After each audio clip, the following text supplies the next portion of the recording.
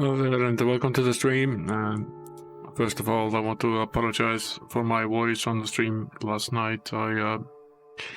accidentally didn't notice that RTS Voice, the noise canceller that I use generally on stream, had picked up the webcam mic as a default microphone, and so all the voice last night was actually coming through the pretty terrible webcam microphone, which was sitting on the desk fair way away from me, and then being run through an equalizer and a compressor, so basically sounded like I was stuck inside a can.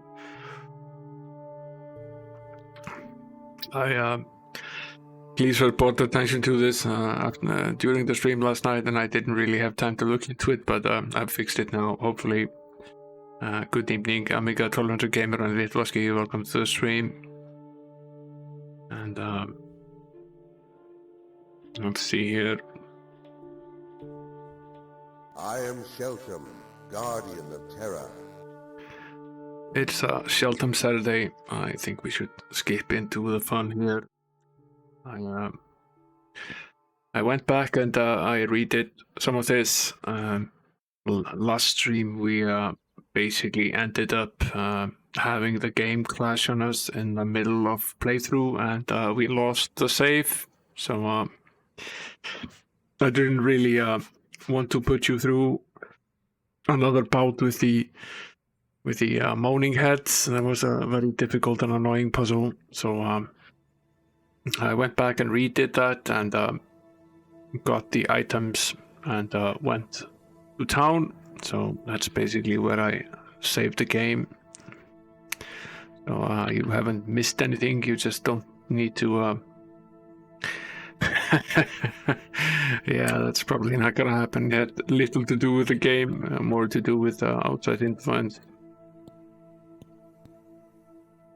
What I wanted to do right now, I wanted to take a quick gander at the items in the inventory. That's basically next on the agenda.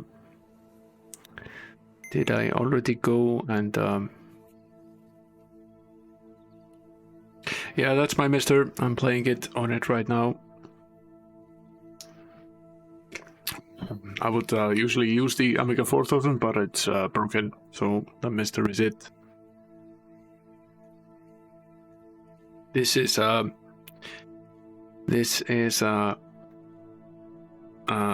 case and a complete system from Antonia Villas in Spain. It came assembled like this in this custom case. It's pretty nice, actually.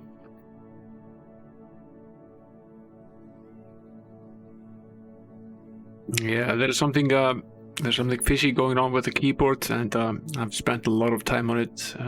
We've replaced all the caps, and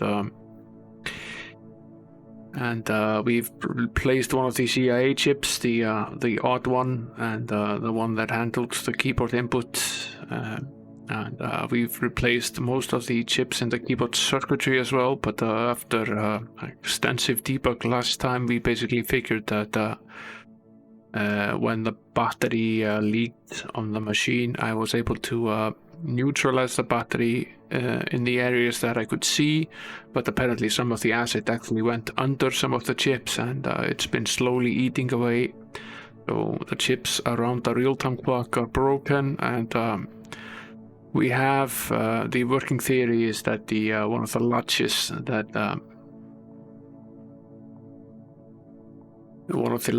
that goes into the carry chip, which also goes into the CIA chip, is actually broken, and it's sometimes shorting to ground. So I have already ordered all of the chips, and they should be arriving next week. The original shipment went with United States Postal Service, and got pretty much lost. It's somewhere, but who knows where. So they resent it, this time with FedEx, and at their expense. So we're getting 2 of them. So I will at some point have 2 sets of all of these chips around the battery. And I can see I made all of the merchants as I was originally planning. I at some point discovered that if the character is a merchant, they get half off Yeah, the Varta is a real pain in the ass. For a long time, I only took the Amiga out during basically Christmas, and one of the times I took it out and opened it, I noticed that the battery had leaked, and I don't know for how long, but at least from the point where I packed it the Christmas before, and until that particular Christmas.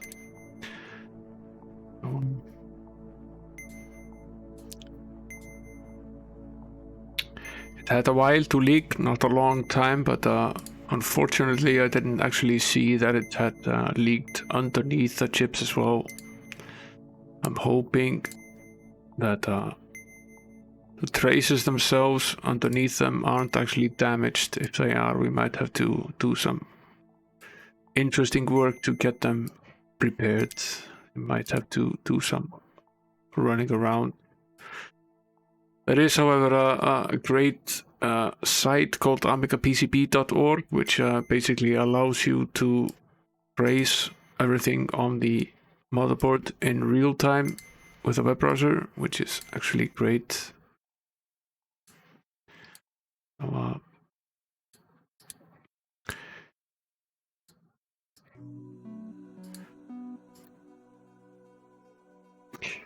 The problem with this expensive armor that we're wearing right now is that it's half price to fix it. So every time it gets broken, which is basically every dungeon that we raid, we have to pay half the price of the item to repair it, which is not all that great. So these are basically the items that we bought. It's something called the Steel Flail, which gives 16 damage and a +3 to the hit modifier. And can basically be worn by pretty much everyone. That's pretty good, actually.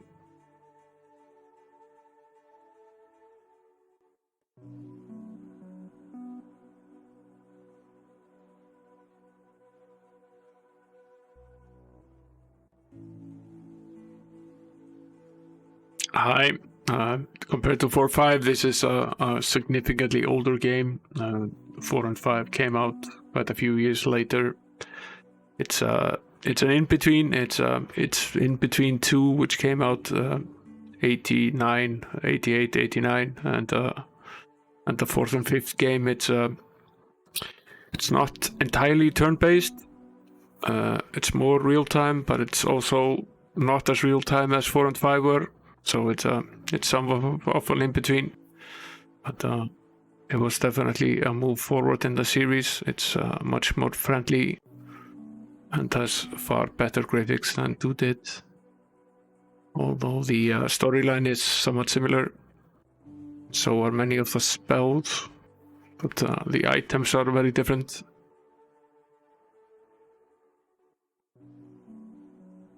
And welcome, Hedge. Good to see you here. Now,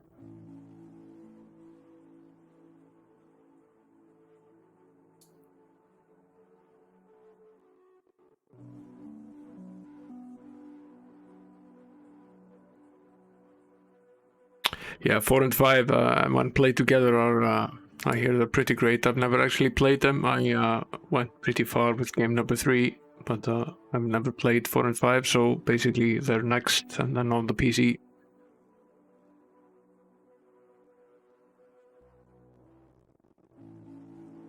Let's see.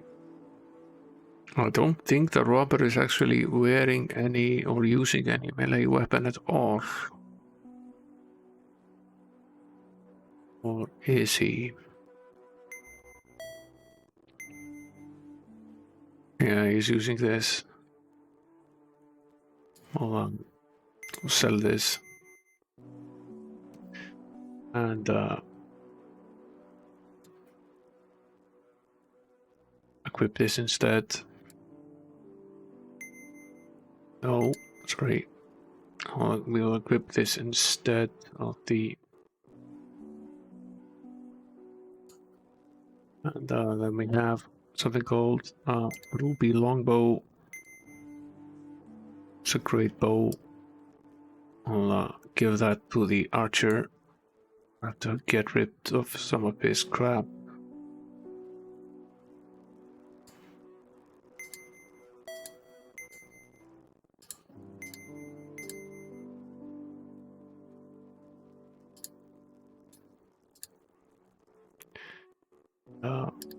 I'll sell his crossbow.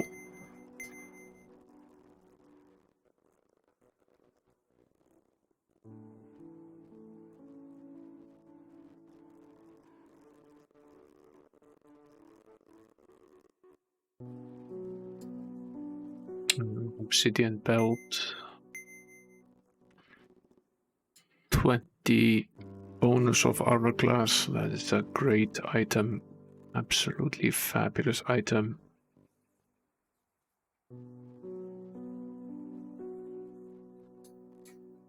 Probably should give it to the sorcerer.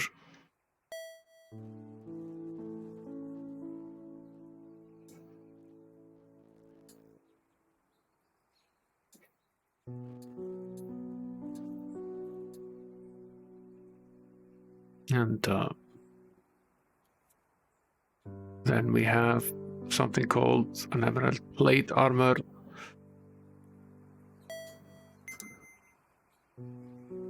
Expensive to identify and most definitely too expensive to actually own. I plan on selling it. We also have 2 ancient artifacts of evil. Thanks for the host, Hitch. We have 2 ancient artifacts of evil, which we need to get rid of at the castle. And some of this jewelry as well, which I still have no idea how to get rid of.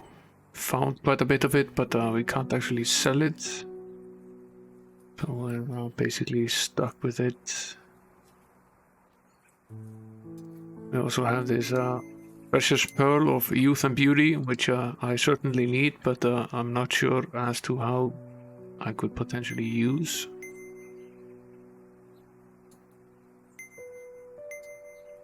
Well, we have all sorts of items here, which I plan on just getting rid of.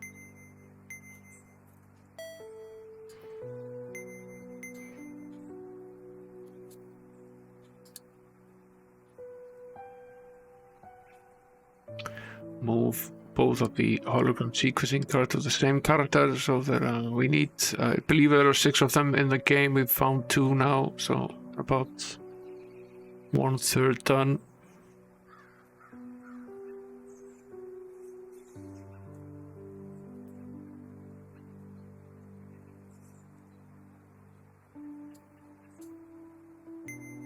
This was the item that I wanted to use here, right? Yes.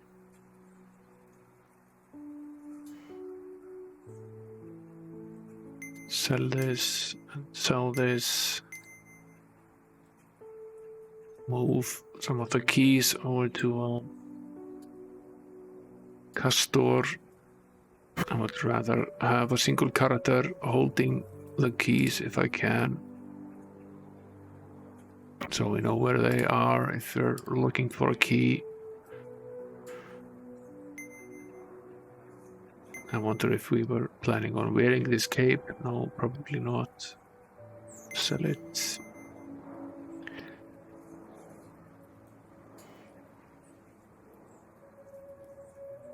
And we actually have quite a few of these coins as well, which we could use to our advantage. Sell this brooch.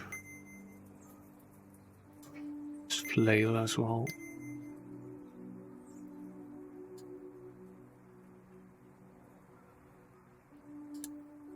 Okay, I think we're done with the round of selling and buying here. This music is from a service called Pretzel, which I subscribe to. It gives me background music. The in-game music is absolutely terrible. It's repetitive and loud.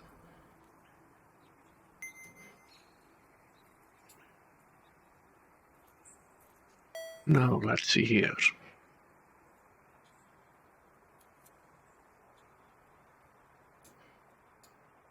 We're going to equip this.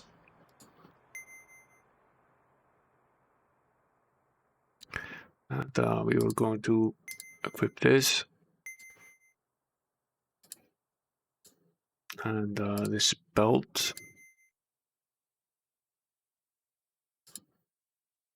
And did that do for our armor class? It's now 45. That's a huge boost for the sorcerer. He went from 25 to 45. That should make life in battle significantly easier for us.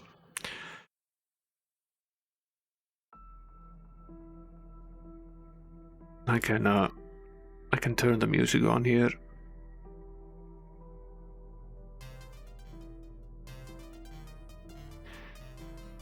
That's basically the tune. Goes on and on and on and on and on.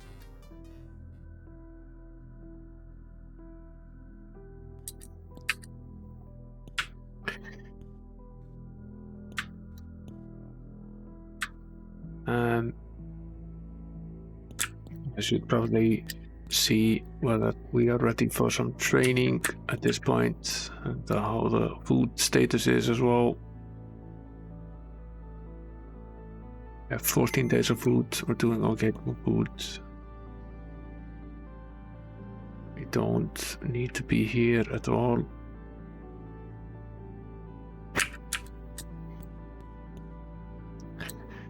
This is where I was going. Let's see if we're ready to train up here. I doubt we are. Well, it seems that some were not at level 15. Yes, we are. We can do quite a bit of training here. I think what I'm remembering is we did this last stream as well before we lost the save game. Yeah. Right.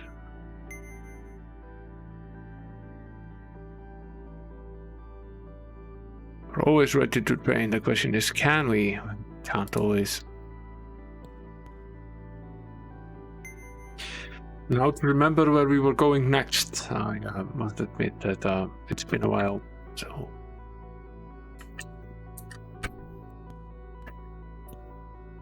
Let's see, should bring up the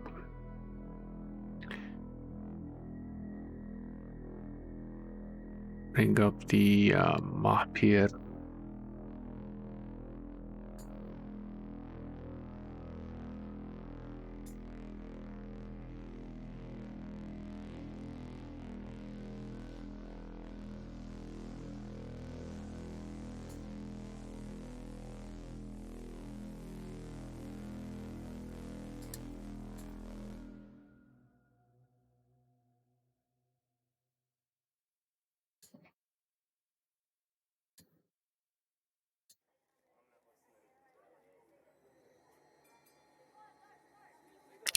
There's the map.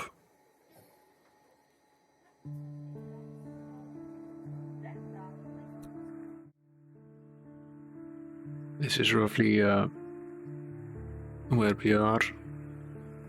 We are right here and in Wildabar at the moment. And here is Castle Bloodrain. We might make a stop there on the way back to get rid of some of the artifacts. I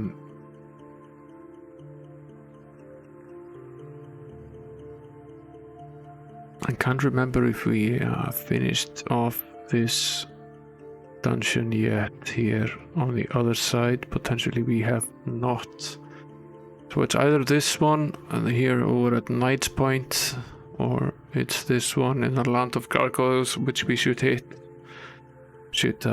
We will go to Castle Bloodrain and we'll make our way to the Land of Gargoyles and walk over to this one, see if we've done this one already. If we haven't, we'll go there.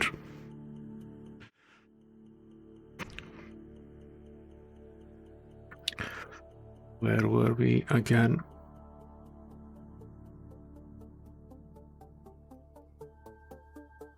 Easy now.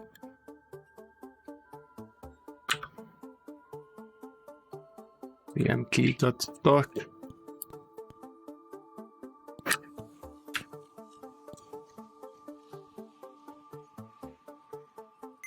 We already did this. Where's the castle again? It's here, right?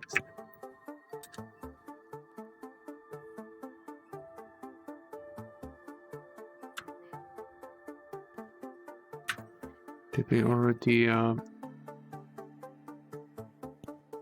past the castle?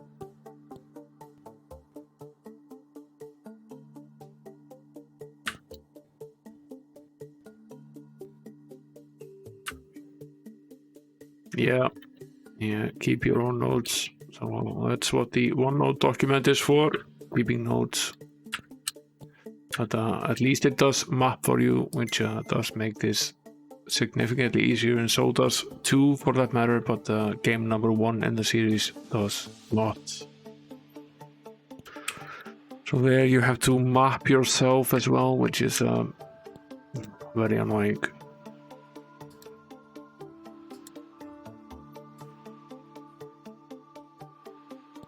Hey there, Hazemaker, welcome to the stream. Yeah, I've been back since Wednesday. This is the 3rd stream. Finally, the work project is over and I have some time for myself, so I can dedicate some time to streaming.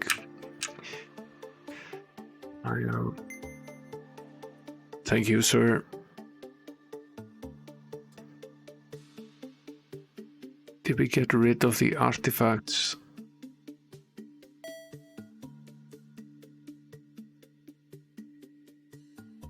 Yeah, we did. No, we still have the ancient artifacts of evil. Is this the neutral castle? Probably is. But, the name always confuses me. Blood Rain sounds like an evil castle, but I guess it's not. I guess it's a neutral one. The evil one is called something else. Castle Graven is the evil one, and White Shield is the good one. Doesn't necessarily make sense.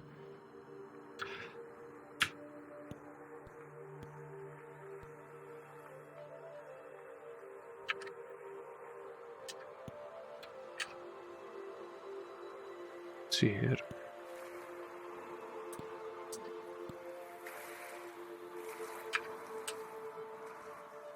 What's this? This is the Cathedral of Carnage. Have we been here before?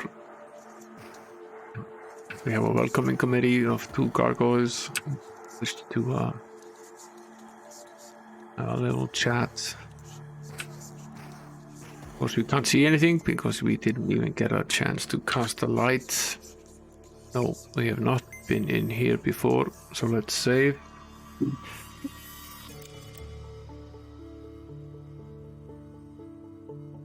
I made a new logo, or had a new logo design for the channel, so now you can buy my ugly mug on a mug. I can't imagine why you would want to do that, but it's an option if you really do.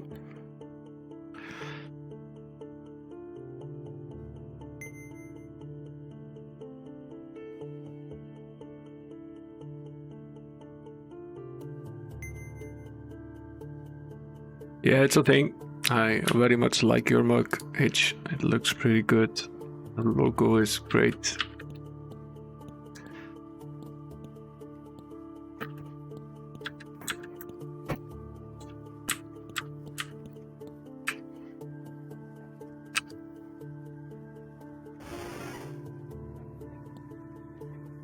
Ah, yes.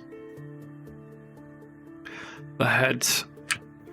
I think this is the one where we spent some time earlier and last stream many months ago. Let's hit them with something fun. find something worth using here. What on earth is she actually casting? Cure disease? That won't do us very much good. Better off with a cure wound.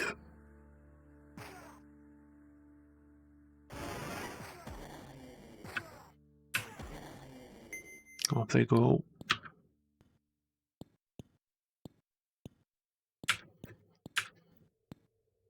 Seeing as this is a game that I originally played on my A500, it actually looks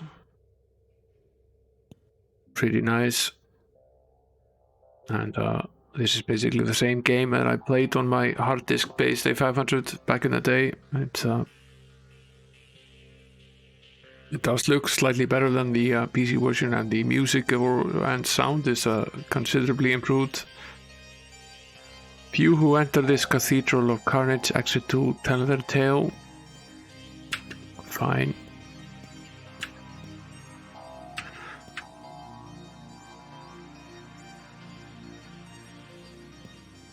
Well, game number 2 in the series on the Amiga is actually not that great. We played that on the Mac. That version is actually very good.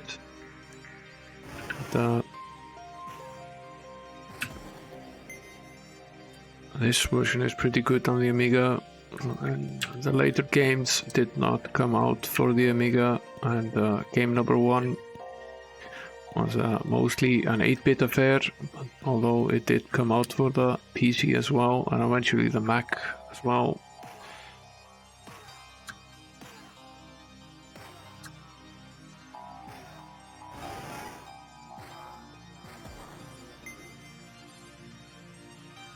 Although I still maintain that the best dungeon crawler-like game for the Amiga is actually a game by Tony Crother called Captive. It's very involved and difficult, but also very rewarding.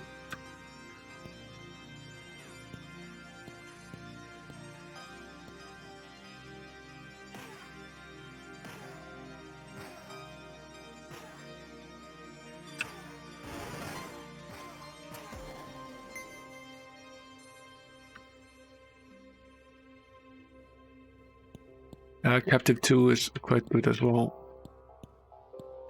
And in the meantime, Tony issued a game called Nightmare, which was based on the semi-based on the TV series at the time.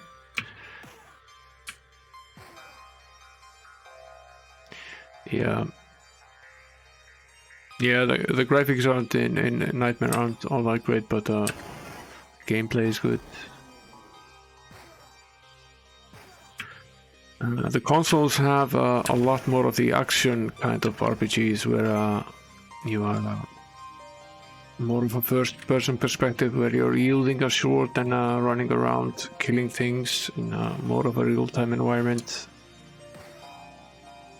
closer to the Japanese sort of role-playing games than this kind of game.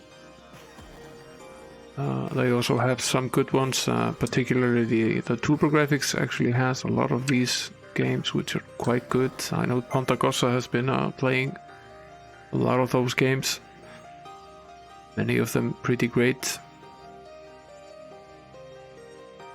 A little snooze here, and potentially save as well. One of the cool things in game number 3 is that you can save anybody you want. In game number 2, you have to go back to a town and enter an inn to actually save the game, which made it a lot harder than this one. And yes, now I remember. It's those damn priests here, the clerics of Mu.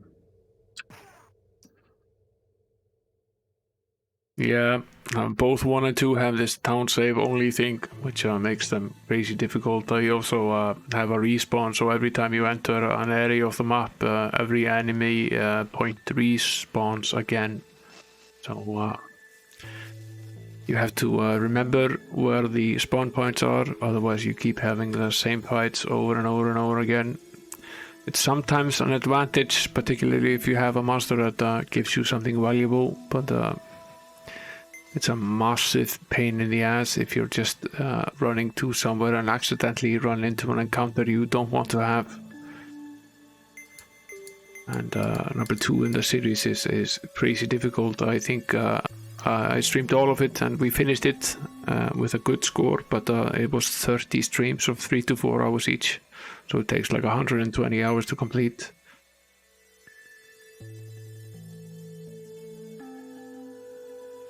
So yeah, screw that.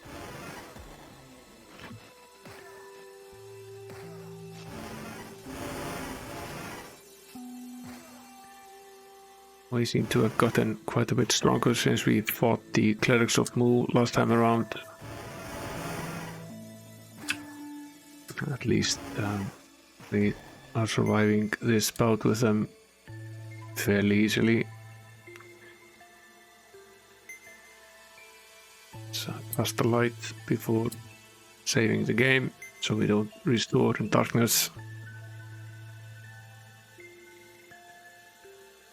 And look around this room here, it seems pretty big. Potentially what she said. Ah yes, these altars here.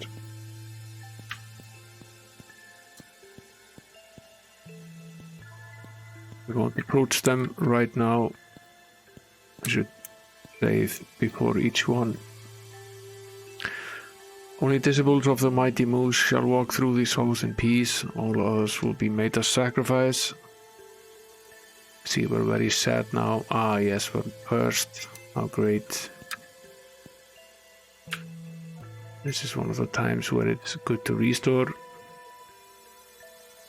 Because otherwise we would have to go back and uncurse ourselves at the price, obviously.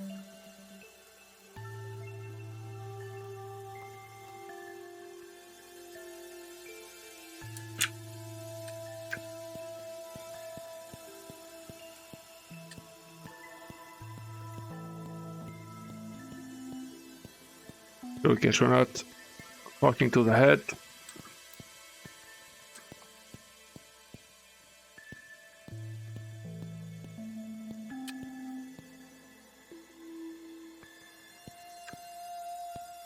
Sort of makes you wonder if the writers of the game were fans of the band Talking Heads. Let's save here before approaching this one.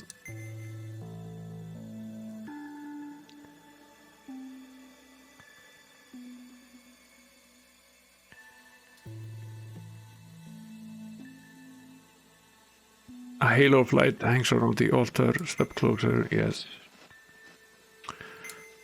Found the blessed scroll.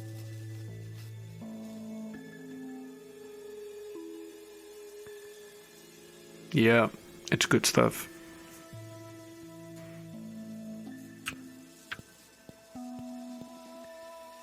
What's here? Immobilize.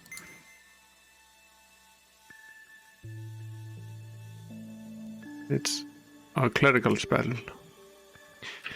I try to give most of the spells that we find to the secondary spellcasters in the party, since they for some reason have to pay double at the guilds to learn the spells, whereas the primary spellcasters pay the correct price.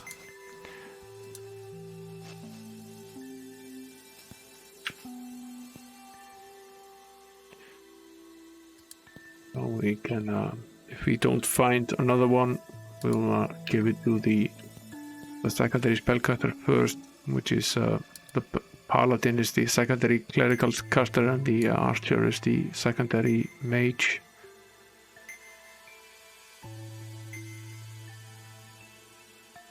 These are all clerical spells.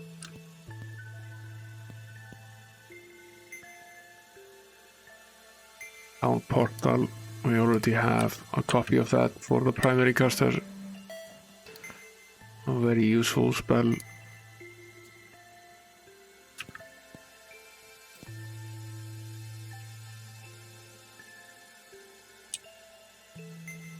It depends on the town. There is a guild in every town.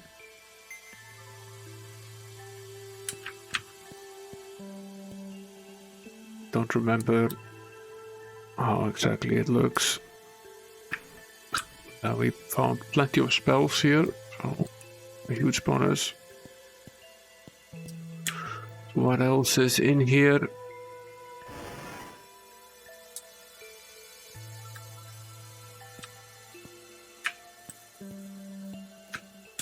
Two of these guys as well.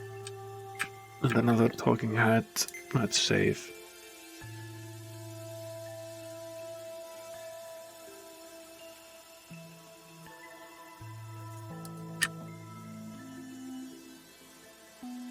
Ah, yes, I remember this now. Set the lock, solve the key, drink the cup, and I'll hear your plea. Right, this is a puzzle.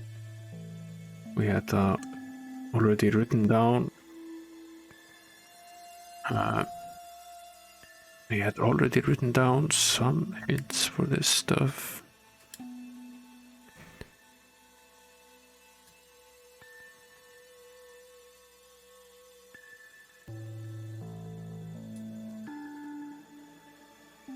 Yeah, we had.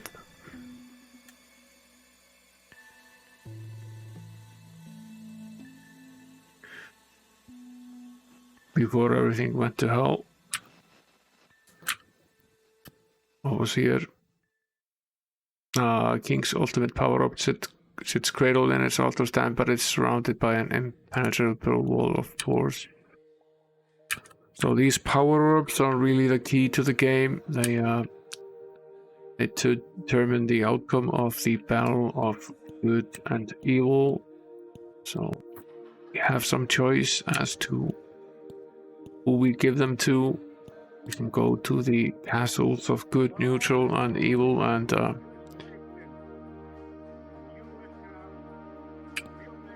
basically donate the orbs to their cause. We already found at least 2 of them, and I think we split them so that one went to the neutral one, and or whether we gave both of them to the good king. Before I do that again, I should probably go back, because the plan was to split them between good and neutral.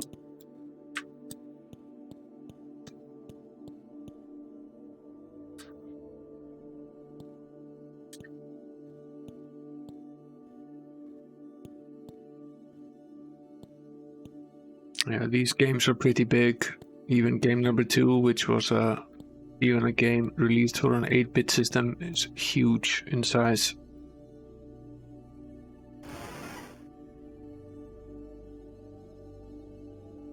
This door is labeled the key. Ah, yes, it's these altars again.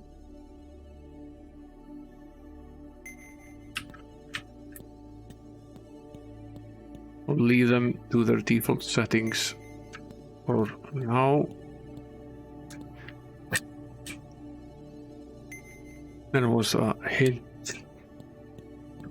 further on in the game that I seem to remember.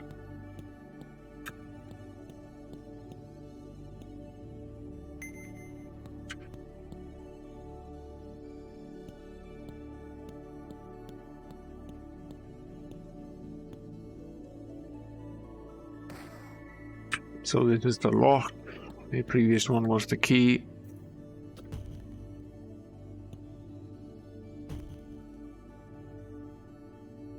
What's here?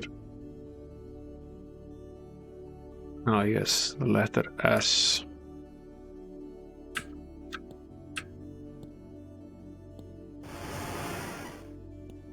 Ah, yes, our good friends, the Ancients of Mu. Get here, please.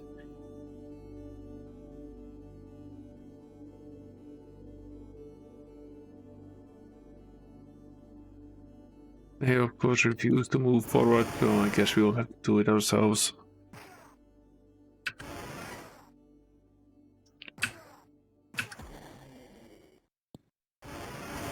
Do you think they're justified, Hitch, or ancient, perhaps?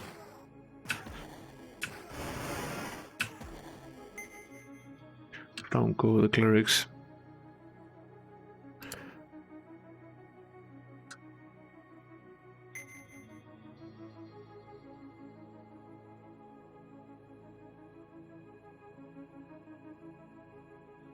And we have some peace here to figure out the rest of this puzzle. Difficult enough. This was S. Who knows? I'm not entirely sure which came first, this game or the song. Probably this game.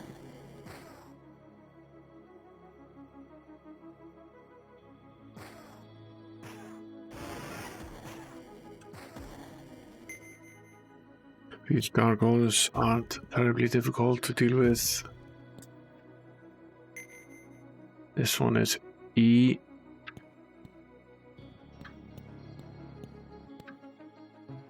Ah yes, it's the head honcho, it's the priest of Mu.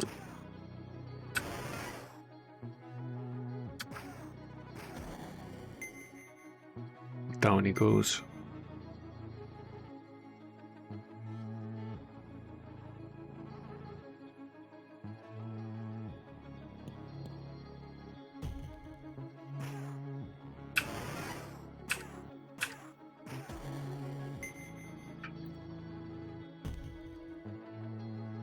This one, I'm fairly sure is O, based on the hint that we... This one is M. Okay. Was the previous one O, or did we just write it down wrong last time around? Okay. This one is O. We forgot this one. This is the one that's O. Yeah, okay. Are we here? This one was M. That means this one is O.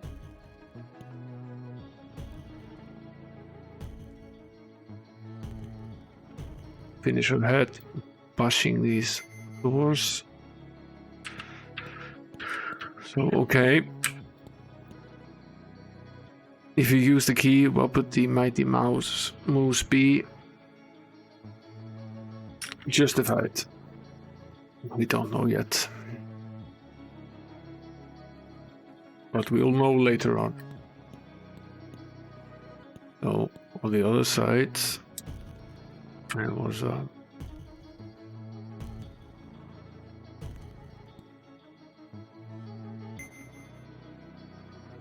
E.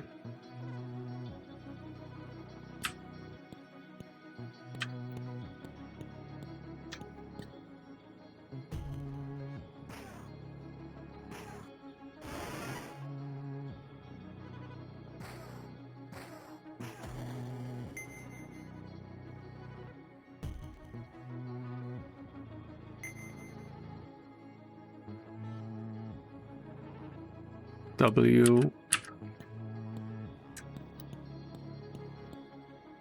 And there's I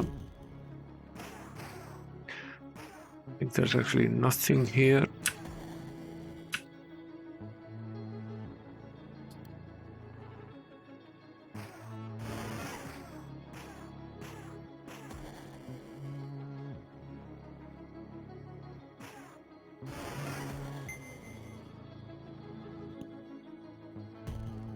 This one is empty, right? Yeah, there's more of it here.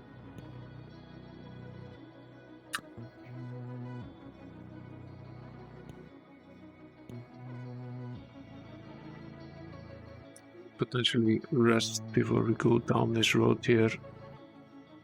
And a good idea. Go into the unknown, unrested, and save it all.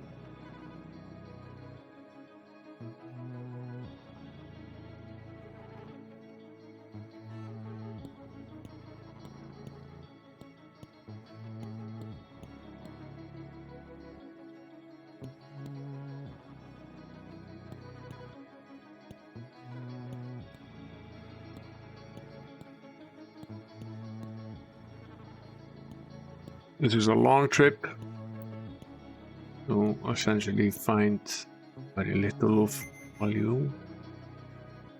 The resurrect scroll here, well as a holy word scroll. Two powerful late level spells. The holy word spell, at least in games 1 and 2, basically obliterates any undead.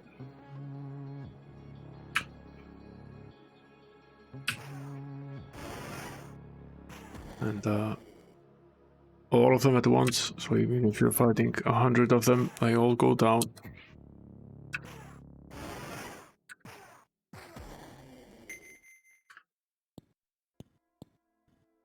Ah yes, this is the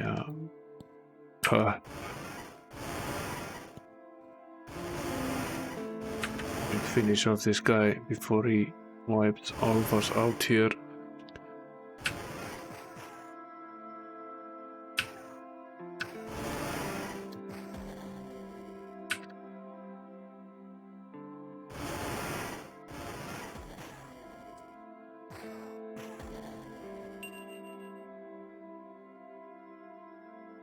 Sort of shield did we find?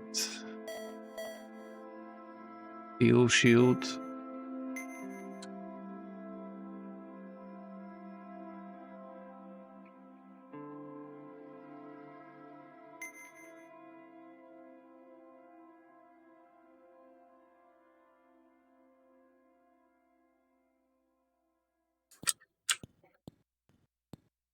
There are all of these cuts, and each one of them has something about them.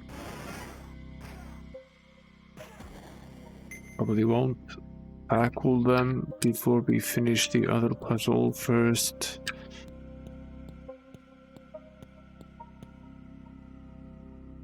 The Master of Mu shall destroy all who challenge him. I seem to remember this being relatively difficult.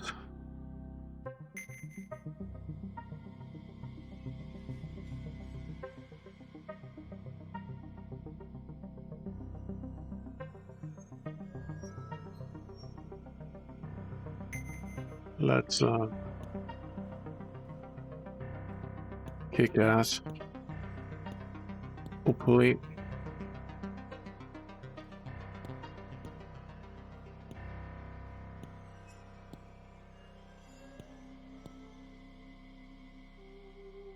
Yeah, and going straight into the fight with the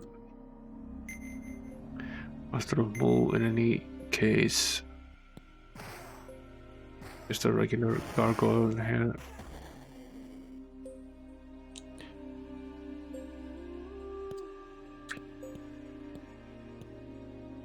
Get here. Funny how they never seem to go forwards.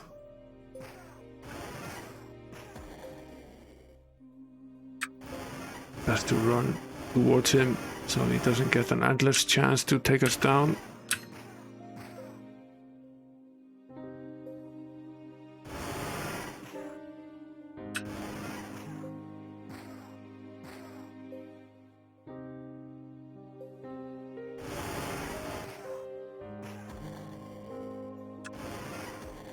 Die.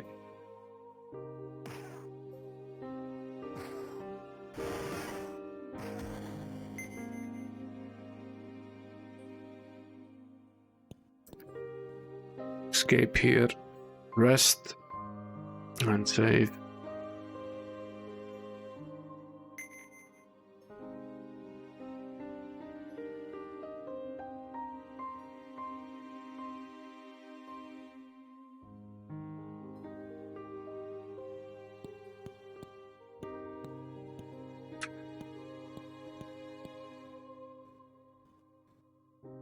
All of these cups.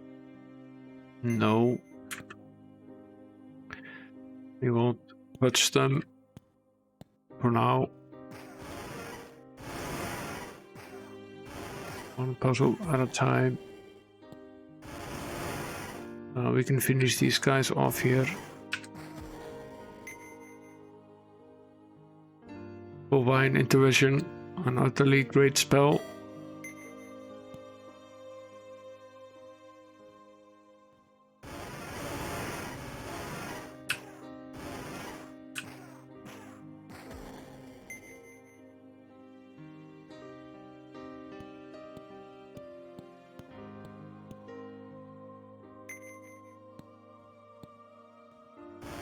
There are a lot of them here.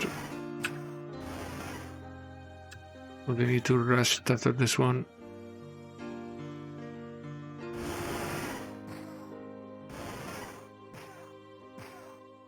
Okay, this is the master. Wonder if we can actually take him down. Yes, we can. So we finished off head honcho at half health, somehow locked into killing him.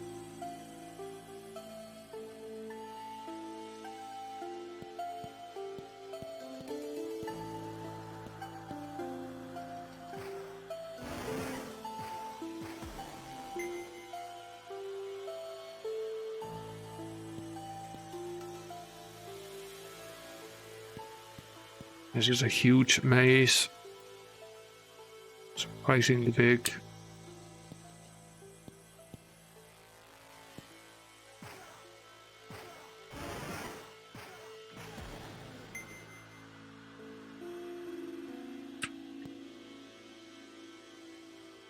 One thing that this game is that game number 2 was not is they're very generous with the gems. In game number 2, could barely use any of these spells that required gems until pretty late in the game.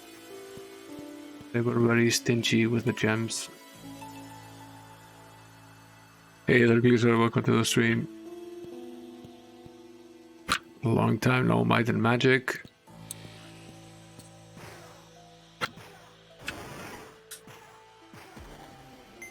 Roughly where we left off last time, not quite. We had gotten a little bit further last time. The Moonray spell is one of the greatest spells in the game. It only works outdoors, but it causes a lot of damage and at the same time heals your characters in battle.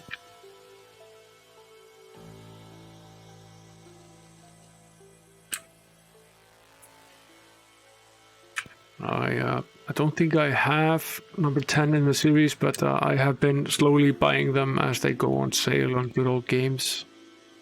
Good Old Games actually has a great sale going on right now. So I have been stocking up on the various games. We have all of them except 10, I believe, at this point. So I will eventually play all of them. At some point, we will get through all of them. Let's do one game at a time. I think we've already been here. Yeah, I think we've basically finished this part here, except for the cups. Yeah, I heard that a lot, that 9 was basically released in a very unfinished state and isn't really worth playing at all. I don't know about 10, but based on what Gleaser is saying, is it's probably possibly not worth it either. Although I have a feeling that I might want to continue the series anyway, which is... So I suppose it's good news, it's at least not bad news.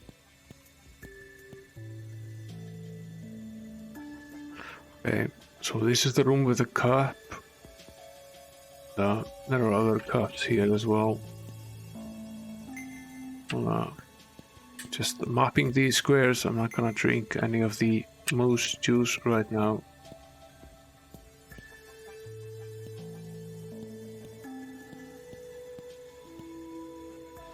Yeah, I heard that the 4 and 5 is basically based in this world. 6, 7, and 8 are not.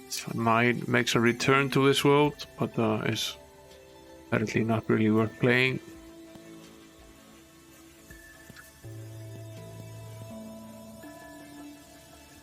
So I guess technically when we will be playing 6, 7, and 8, it won't actually be Sheltem Saturday, but don't really care.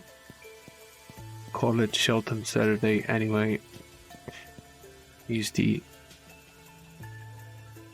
main asshole in the first games.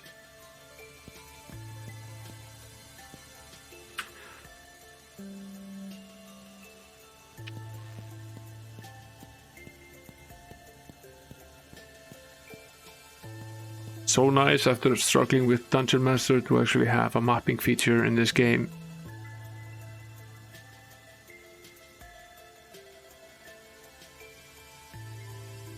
Makes life so much easier. No. No.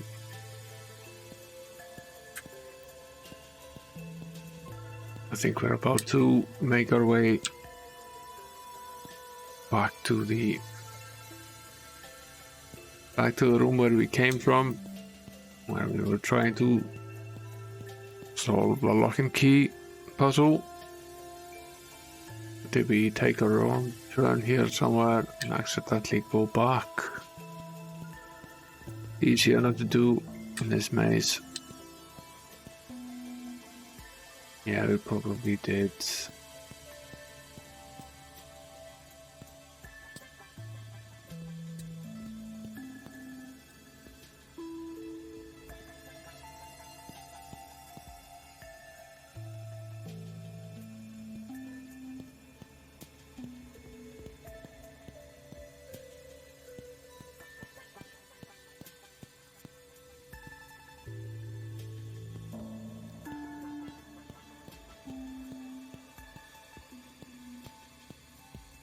Yeah, now we're back. Okay, so there is no letter in this one.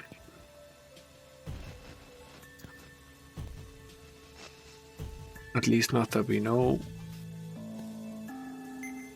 This one is S. This one is D, based on the notes that I took last time.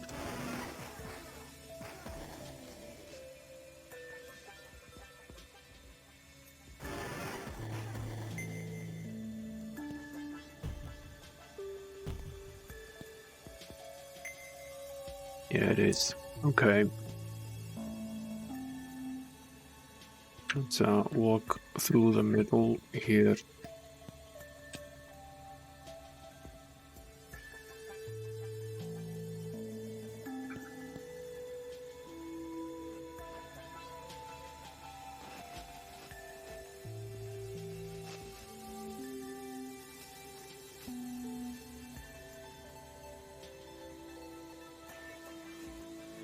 So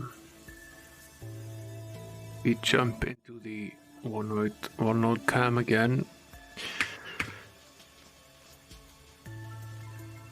These are the letters.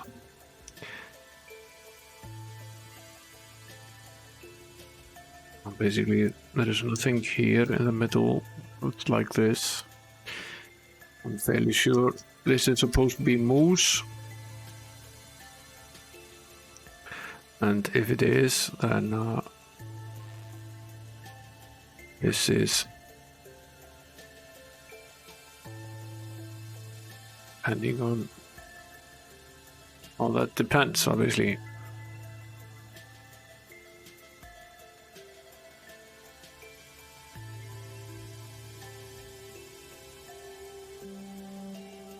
If it's the same, then first letter would be E, followed by either the W or a space.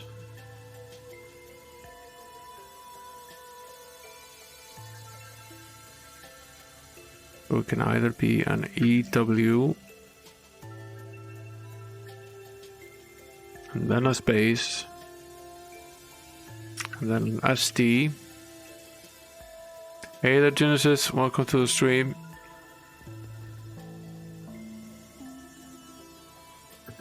That's one option. The other option is basically that it's E, a space, then the W, followed by SD. This doesn't necessarily make any sense. Yeah, Might and Magic is pretty ancient. The first game in the series came out in early 87 before Dungeon Master. It's very old. And this game is around 91.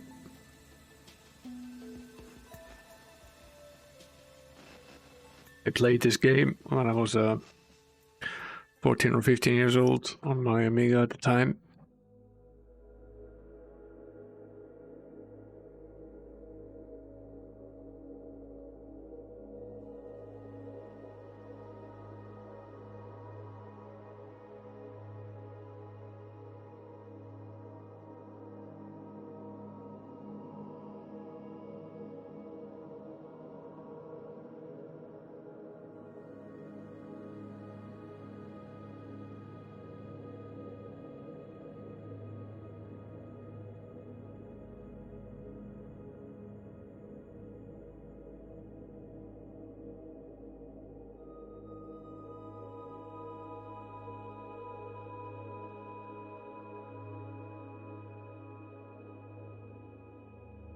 Was it an actual, yeah, probably Heroes of Might and Magic in a card style game. There is another series called Heroes of Might and Magic, which somewhat based on the same world, but not entirely the same games, but by the same developer, at least initially. Then, as I remember, Ubisoft actually purchased New Horizon, which published these games originally, and New Horizons was actually started by the developer of these games.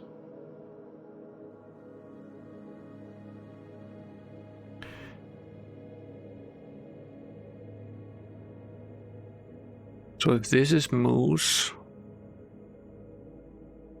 which sounds about right.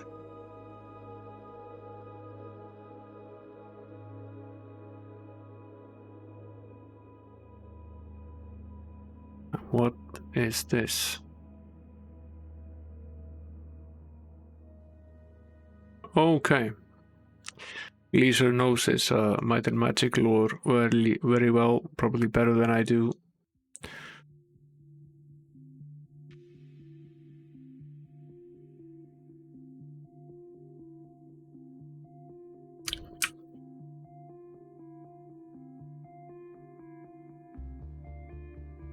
Is this supposed to be weeds?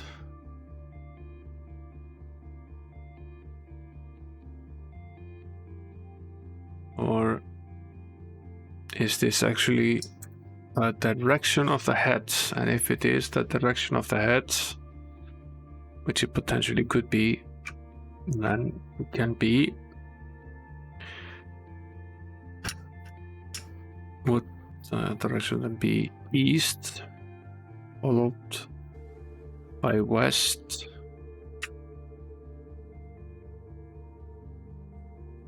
followed by south and D.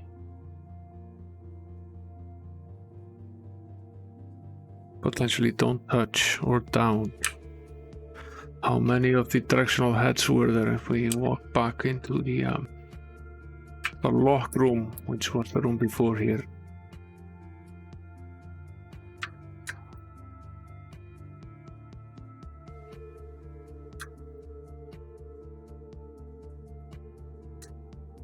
Here's 1, 2, 3, 4, 5. Okay. 5 heads.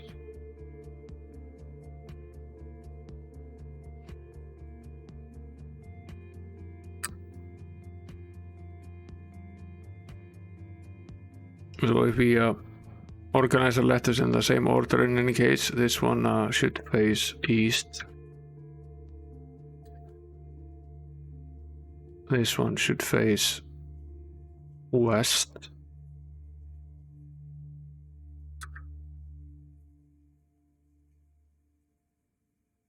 This one is potentially a gap.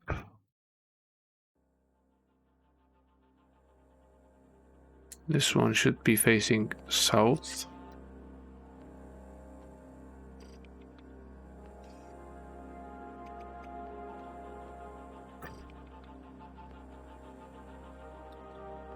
What does the D mean in this sense? How can it be D?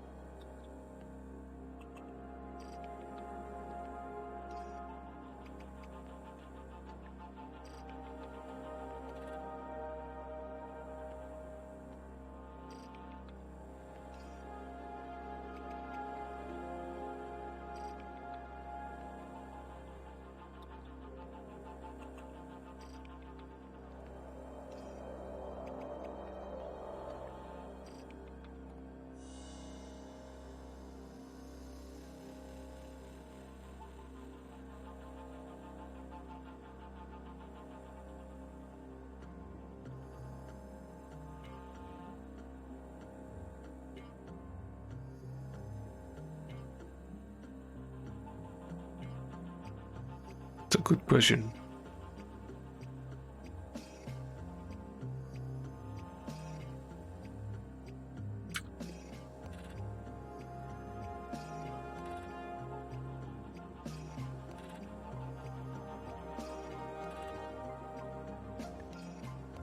Okay, this is the lock. Yeah, this is weird.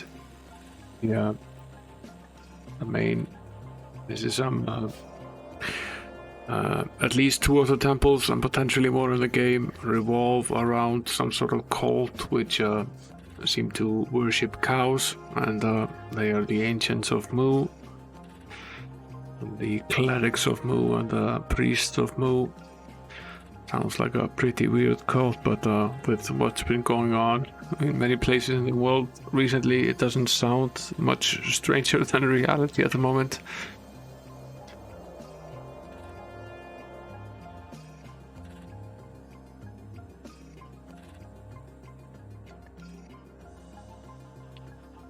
Now I'm curious, we've okay.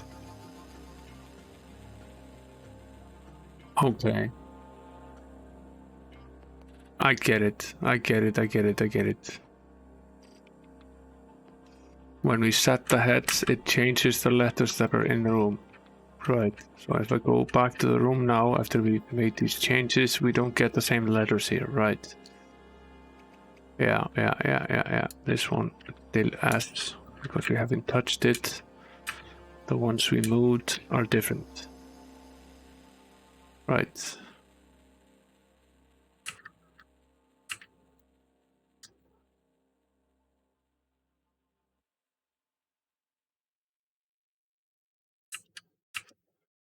Or is it the other side that's different?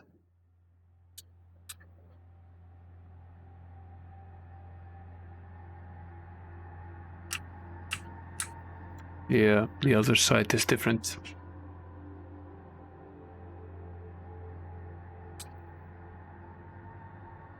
Now it's E over here.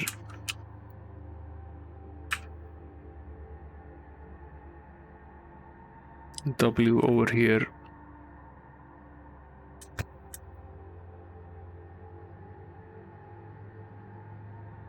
S over here. And then D over here. Yeah, okay. So this is the part that changes, while this remains the same, right? Yeah, okay.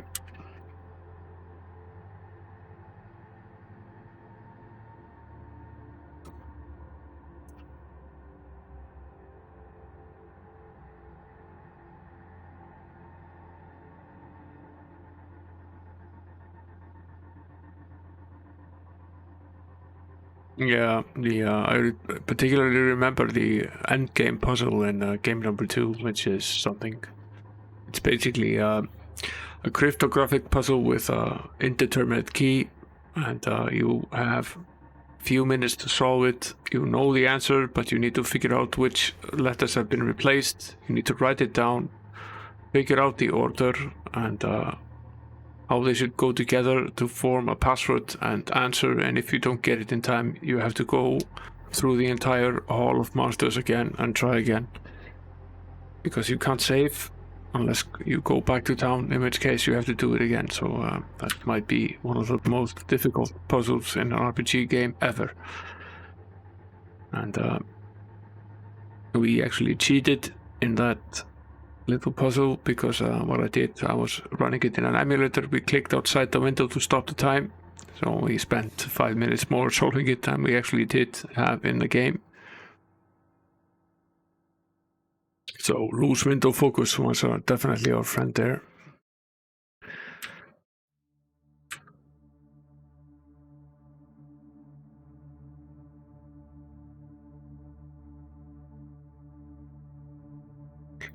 I'm wondering how these letters should be read.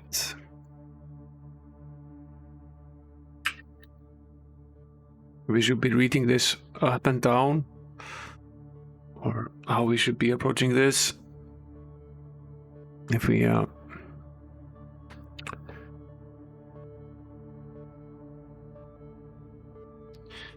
take a quick gander at these, what has basically changed now, if you go back to the game com, is that I moved the heads around. What that actually did was change the letters on this side of the aisle, so they are no longer the same. So if we mess about with the direction of the heads, then it changes the order of the letters on the other side, on the left side of this room, but it does nothing for the letters on the right side. They remain the same. So the question is, which way should we be reading these letters? Are they supposed to be read like this, in which case it would spell what right now, if we were to just type them out?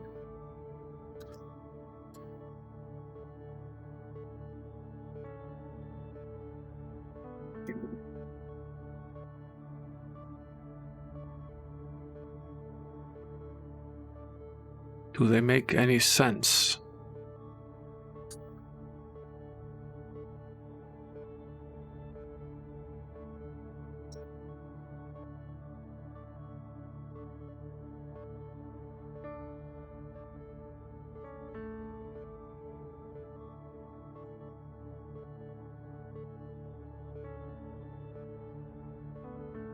No, they really don't.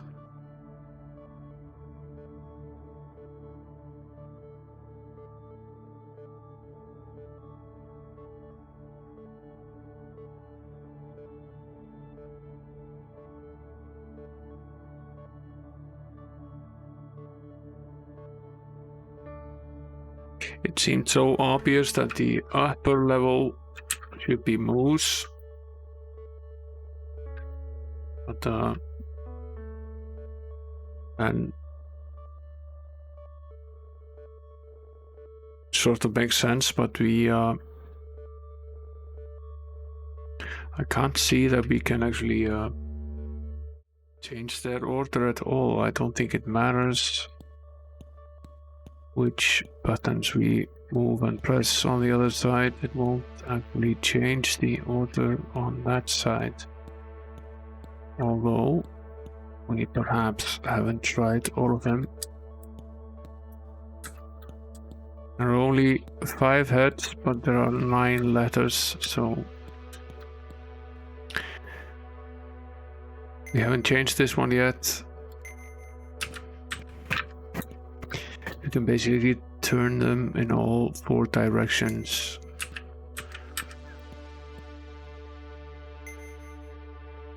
So let's turn all of them once. See what actually changes in the letters in the other room.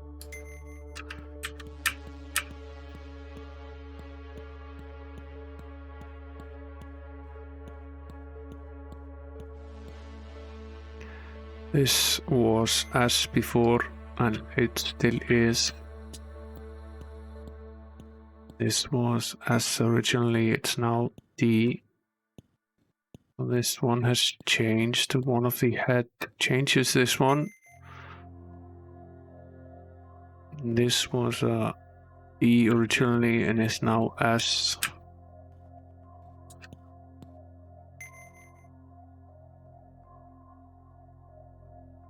This it was an E and remains an E. This was an O and remains an O.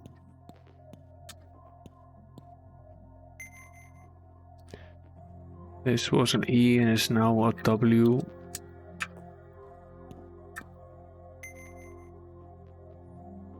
This was and remains an M.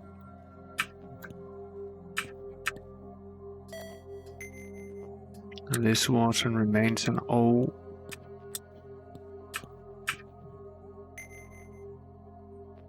And this was a W and is now an E. So there are in fact 5 heads and only 4 of the letters seem to change. So what does the if head actually change? There isn't a letter anywhere to be found here, at least not that I could find. Potentially, we might have missed it, or that one of the heads doesn't actually change anything about the puzzle at all.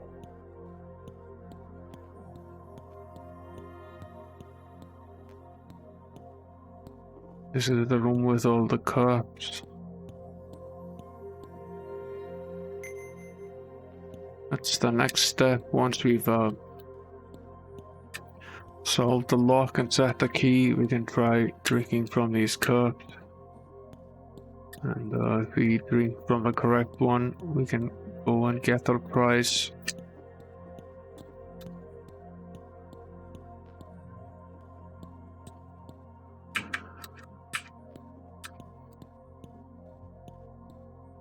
Last puzzle we did involved changing levers back and forth.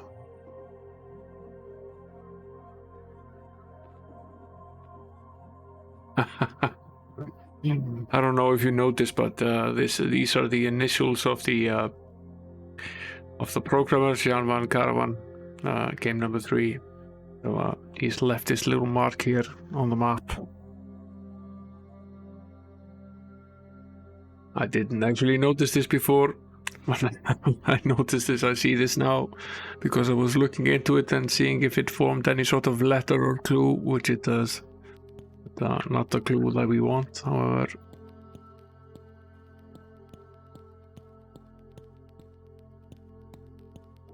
Double checking for any secret entrances here.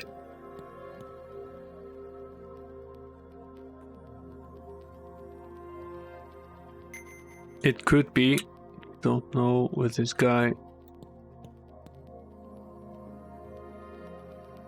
Could definitely be trolling. He does a lot of trolling.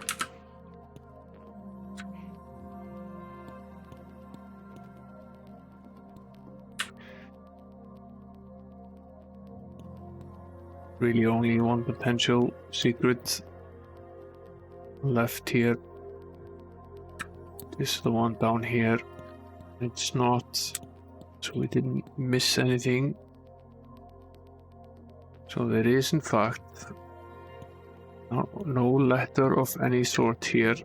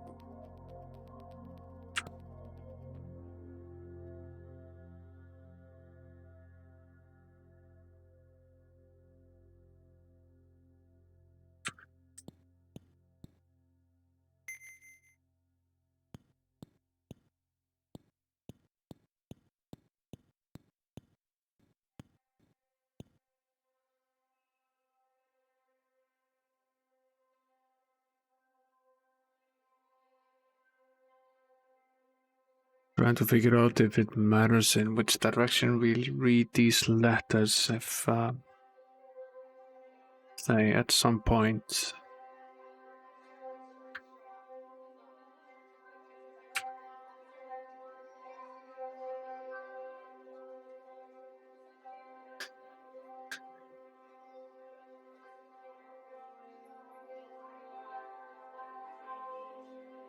sort of disappointing that we can't figure out what what one of them actually does.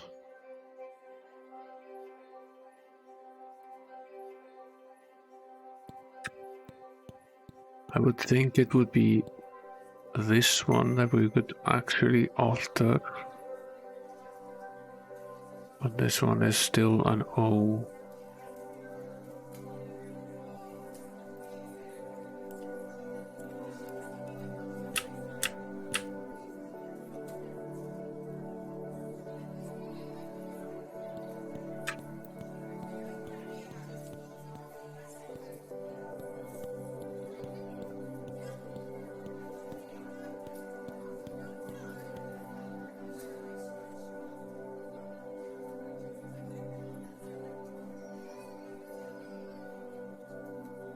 Let's write down the names of the authors as well.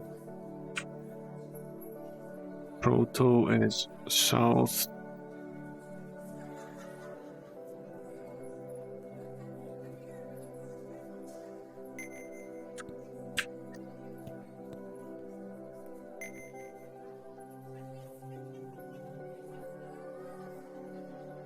Then it's Aretro that is currently facing east.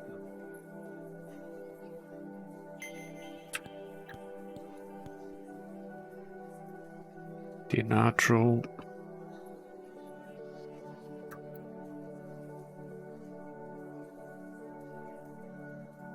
currently facing east.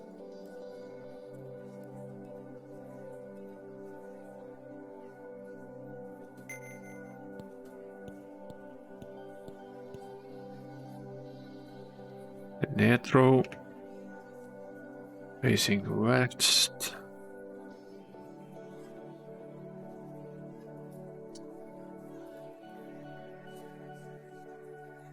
And the last one, which is Positro,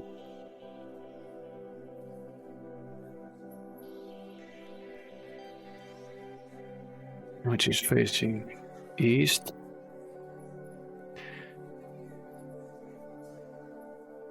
Now, I'm somewhat curious as to the meaning of these words. They're probably from another language. Gonna take a guess that it might be Latin or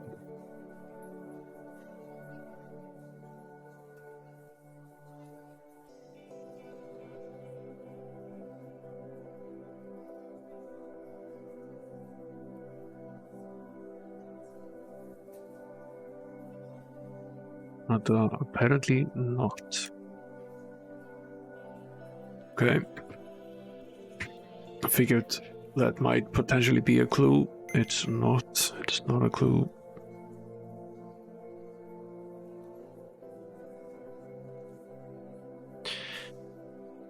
Okay, so they're facing, let me write down my directions here in between.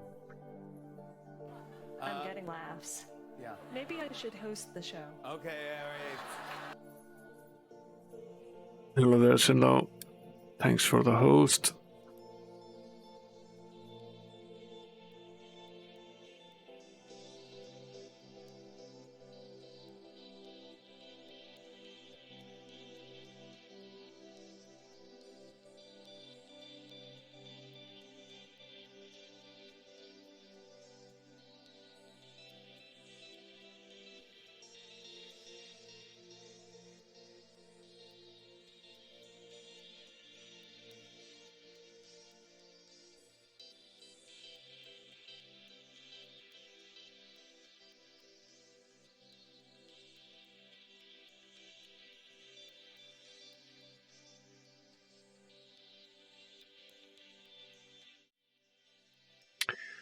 So these are the directions.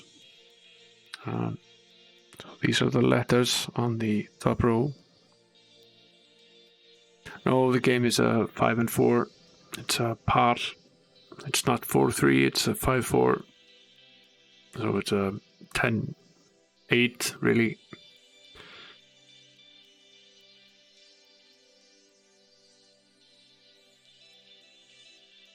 So these are the letters in the top row.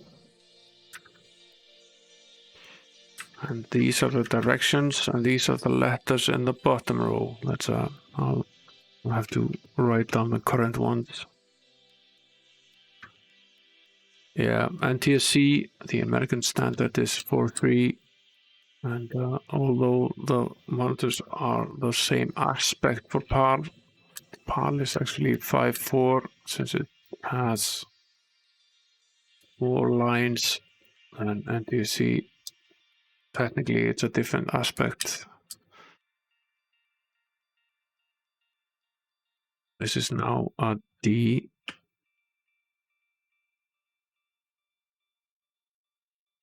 So let's write this down correctly as it is right now.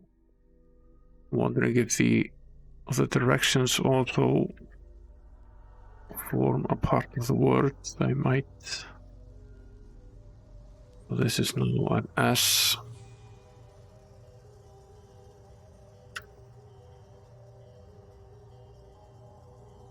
And there is no letter currently here. There's a letter here, and it's W, and then the other one is E.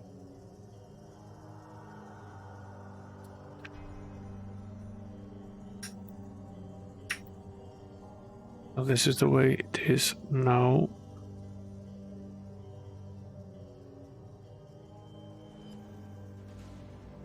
Now, potentially you could spell this seaweeds, but I don't see how.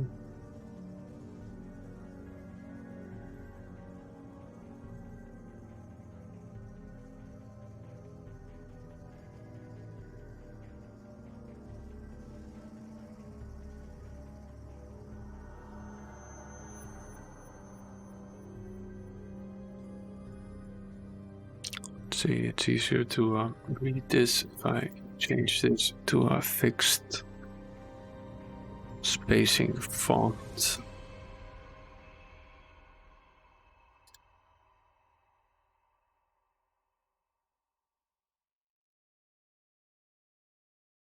My original thought with these first 5 is since these are the ancients of Mu, and these are the cups or moose juice.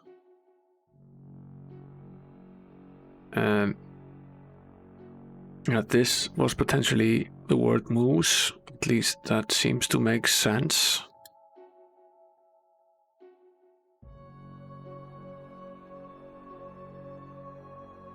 And if that were the case, then we could potentially have to alter the other lines in accordance with that until they make sense.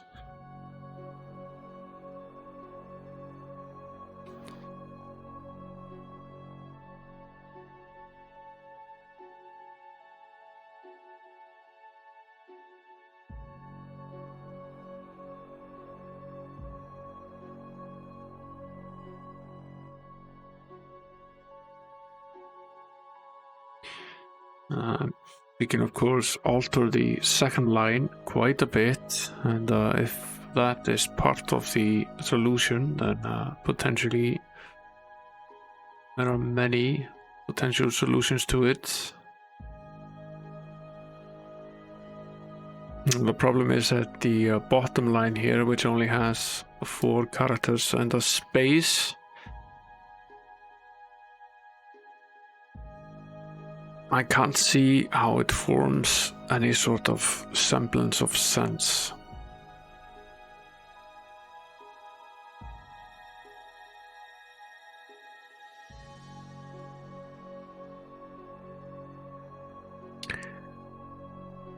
Yeah, it could be wet or it could be weeds.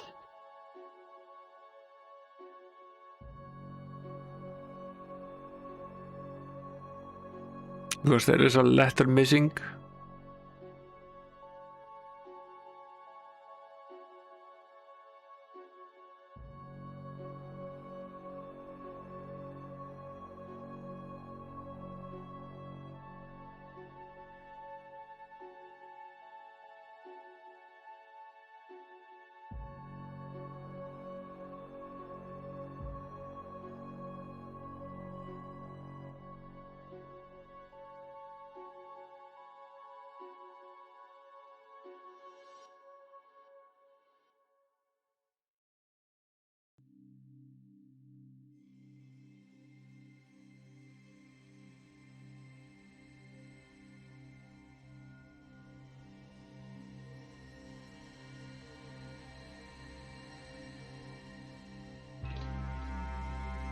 It could potentially be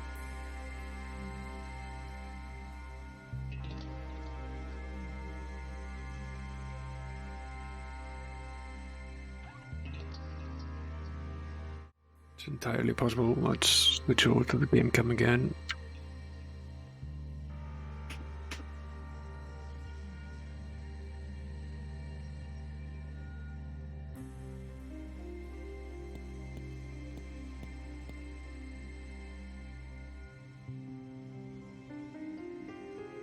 The question is, if you use the key, what would the mighty moose be?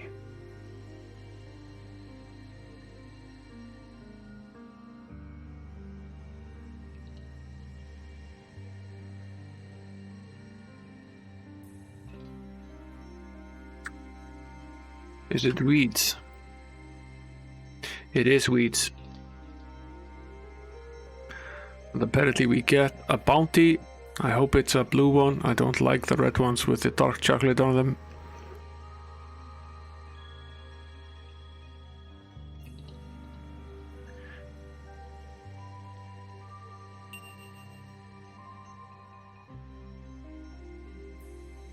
So we get 1,000,000 gold, we get 10,000 gems, and we get one of the hologram sequencing cards, number 4 in the series, in fact.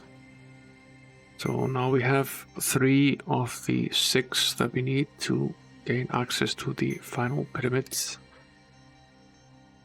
We have 1, 2, and 4, I believe, so we missed out on 3 somewhere. It's in a dungeon that we haven't finished, obviously, but still doesn't solve the issue with the key. The game said set the lock and solve the key. Drink the cup and I'll hear your plea.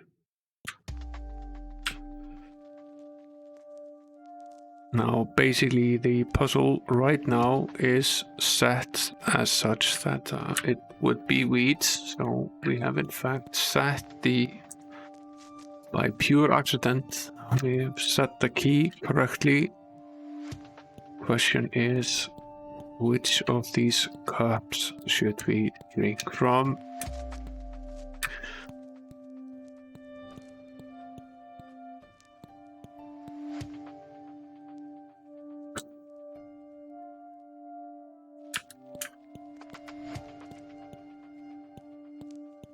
If I weren't an adventurer, I would thread very easily on drinking random stuff I found sitting in cups in ancient dungeons. That does not sound like good health advice.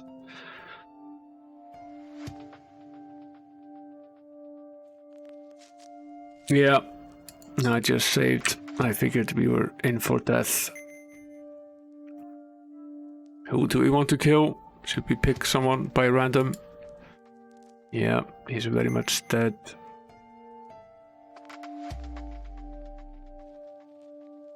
Yeah, it was almost a given that someone would drop dead.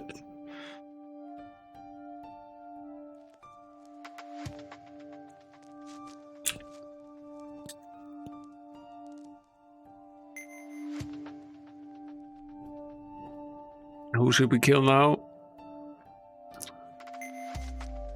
Okay, it's not those two. Yeah, it's moose juice. It's apparently very powerful, but it also kills you. Yeah, we that's why we're restoring. That's why we saved. There's a pretty high chance that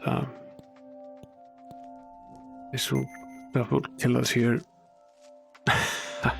He got turned to stone. We can actually fix that, but then we might as well just load. We can also resurrect, so yeah, the party that the game set you off with is definitely varied, and it's not only it's a mix of orcs and humans and gnomes and elves, so it's a good mix of characters.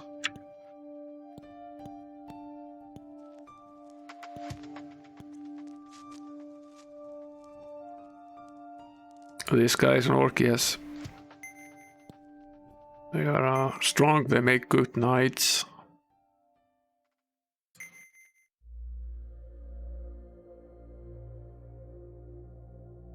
Didn't I check the one on the other side? Definitely.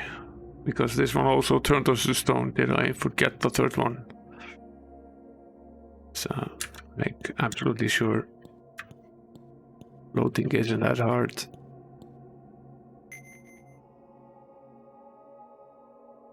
This one also turns us to stone. Sort of a lesson in not drinking strange drinks that you find in random places.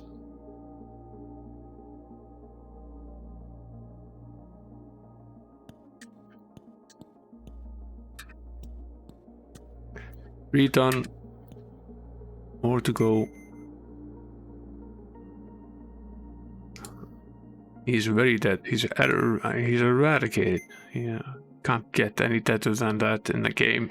That's then you're at a point where you need to go to a temple to restore your condition.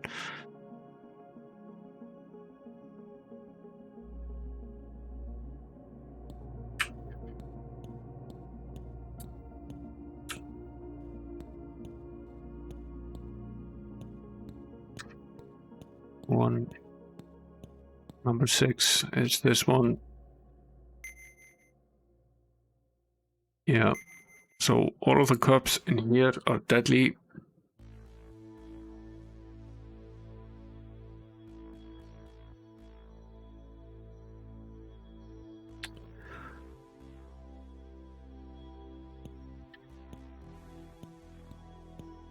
Now that leaves at least 2 more cups that are way deep in this mess here.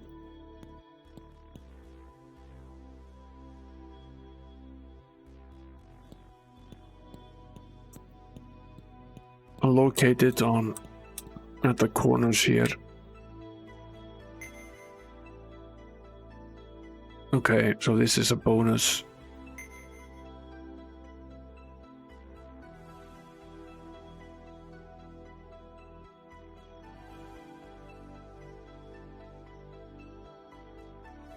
So this is a bonus, which gives us extra experience points, and before we go ahead with that, I should go over the characters and see which one of them needs the experience the most. So I'm gonna be spread it equally among the characters.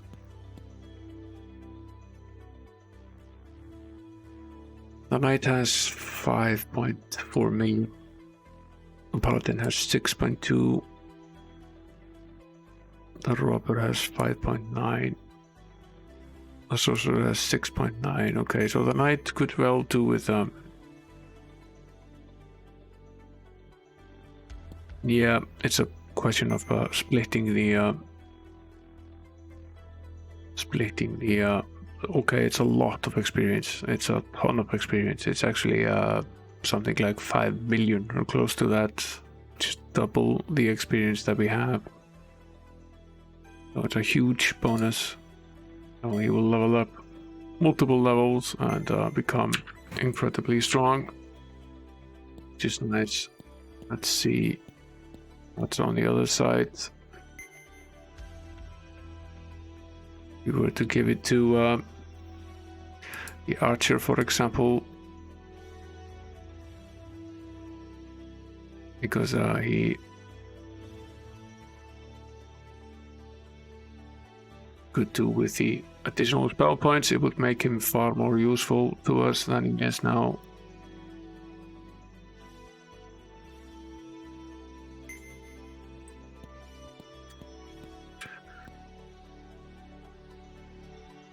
I think this is what we will actually go with. So we gained millions of experience points.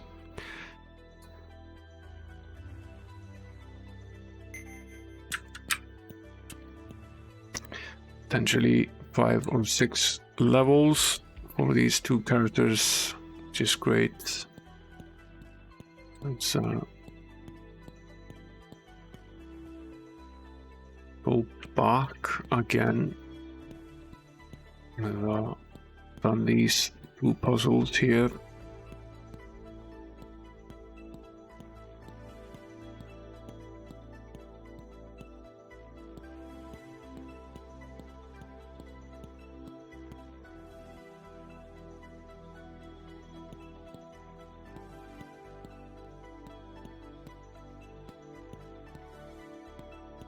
Quite done with the dungeon yet though.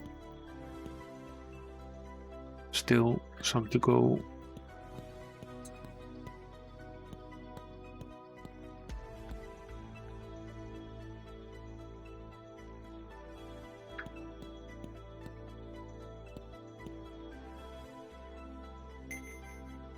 This is this room again, yeah, okay.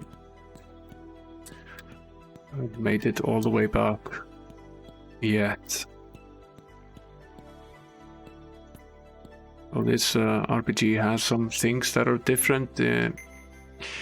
One thing, you have these different skills that the characters can master and which will make them stronger. Some skills only really apply to one character, some work on all of them.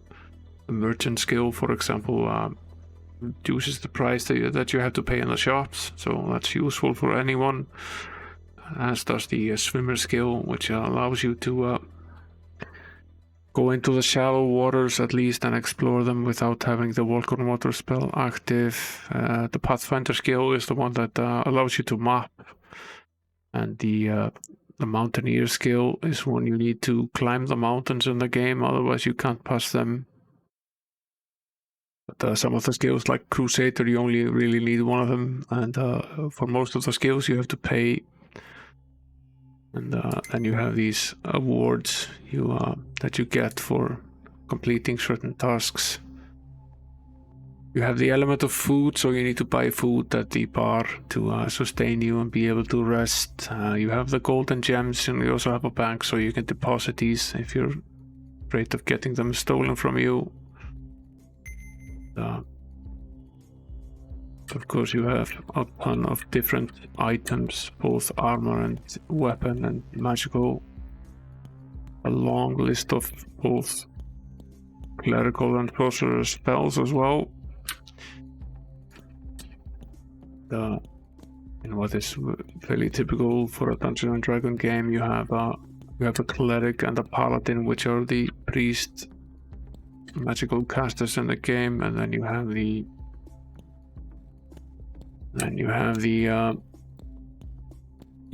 sorcerer and the archer, which are the mage casters in the game. Yeah, a piece of 8 is basically the currency in Monkey Island, which happens to be my favorite game, which is why I used it. Now, set the lock, solve the key, drink the cup, and I'll hear your plea.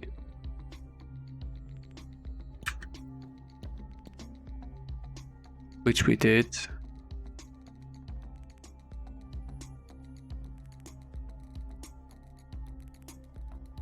Did we not?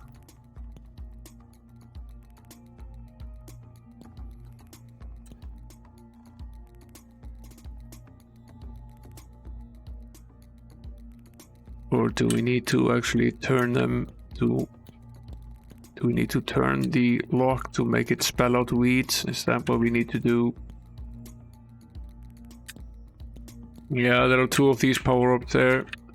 We already found 2, so these are number 3 and 4 that we found so far. Sort of have to go back on the WOD to see if we gave it to...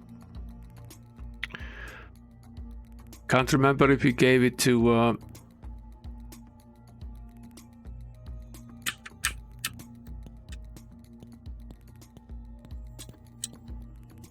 the neutral or good king. Which one does this control?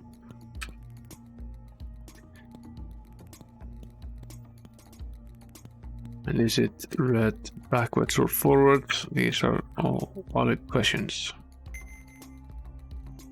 This is now still on E, which is not what we want.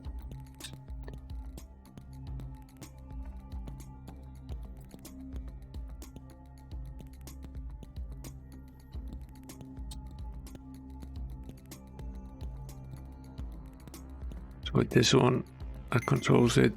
Let's turn it.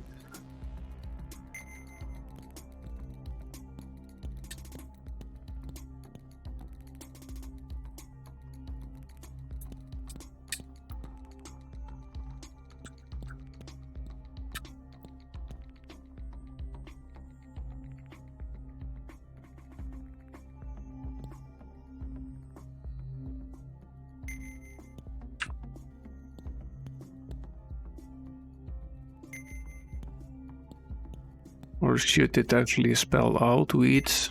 It comes pretty gross right now. So this would be either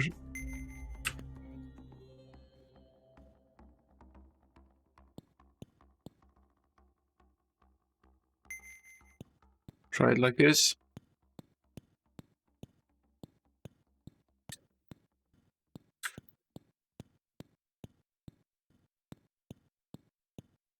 I'm quite done with this puzzle yet. We've only solved part of it.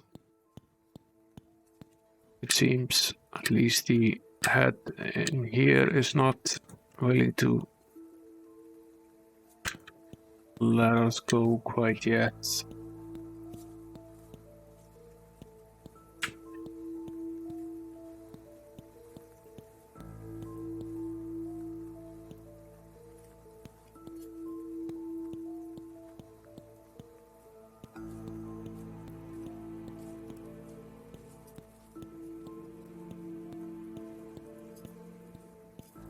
Potentially, let's try it from the other direction. If this is then west, and this is east, and this is east.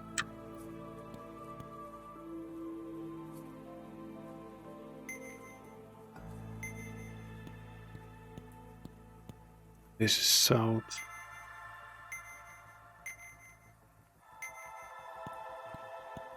Here I'm assuming that it's potential that the D in the weeds stands for down, which would then be south on a map. Which is just a guess. I have no idea if that's correct or not.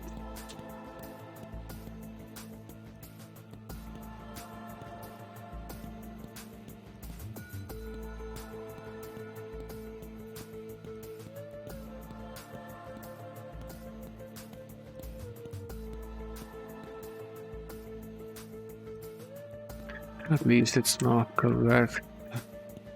The other option is that we need to turn the head until the words actually spell out weeds inside the room. Yeah, the music is not from the game. I'm using Pretzel to provide the background music. Because the music in the game is very monotonous. It's basically like this.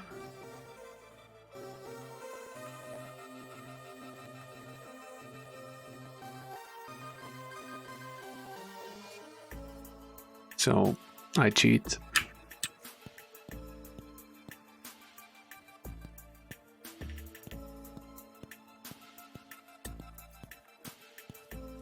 Yeah, it's not bad. The Amiga was decently good at music.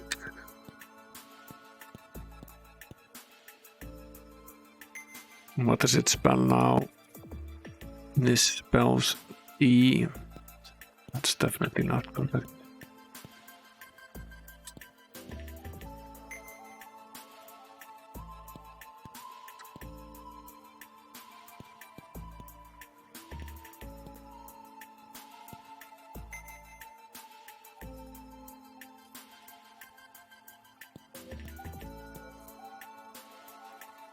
Okay, what if we assume that the word scrappling should be the same as it is in the puzzle above, then what potentially should this spell out here? If moose is basically the word above, then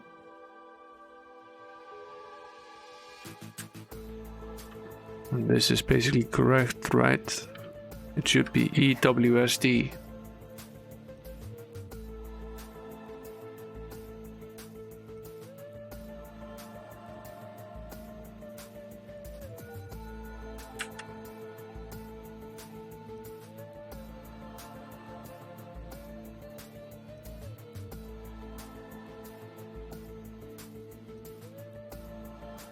Yeah, one would think, but the head says that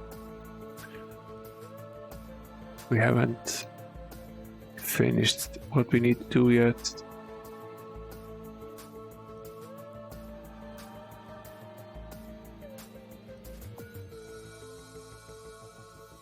Maybe we actually have to drink all of the moose juice, not just the ones that are actually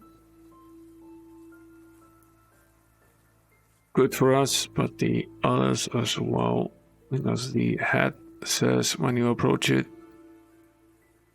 that we should set the lock, solve the key, drink the cup, and he'll hear our plea. So based on this, we've definitely solved the key, but the lock potentially we have not set correctly. The lock is the element with the heads turning in the different directions. Now if we go back to this room here,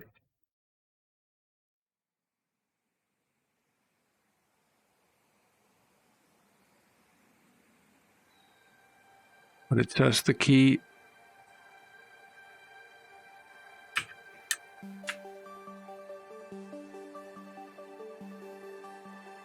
I took some notes, yes, but I don't think they are interconnected in any way.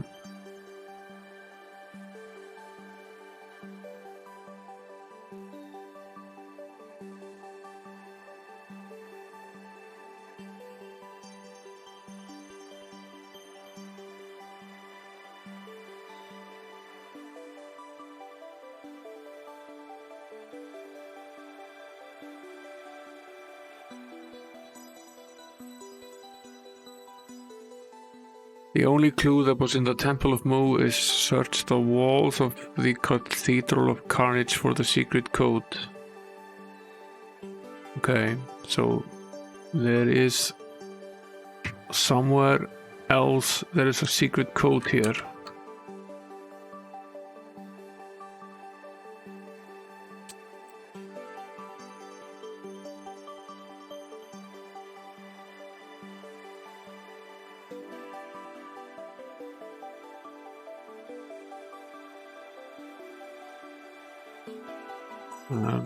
Let's look around. We haven't looked at every single wall in here already. So take another look around. There might be something that we haven't found yet. I don't think we have fully completed everything in here.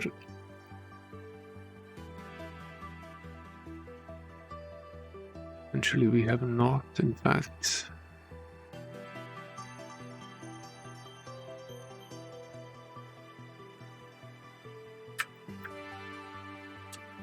There's nothing here in any case, but there is something that we haven't done here, obviously. There's a...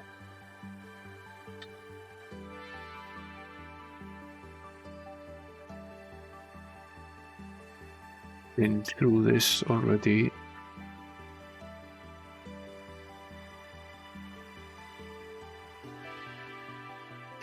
This is the head that cursed us before. I didn't much like that, so I won't visit him again. This is where we came from, right?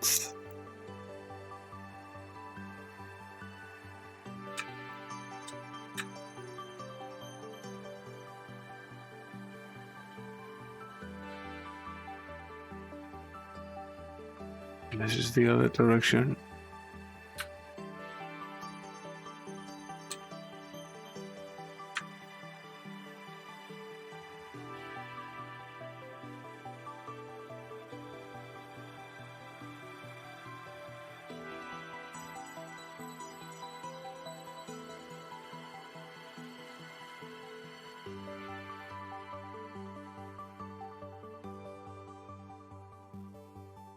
Yeah, sorry. I'm just wandering around here.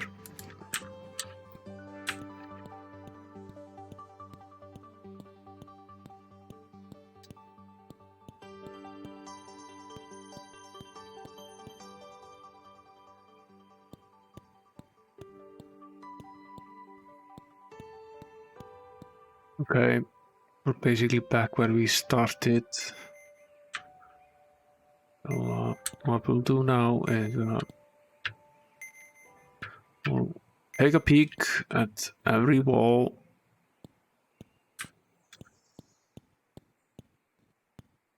See if we find another clue. Eventually it might not.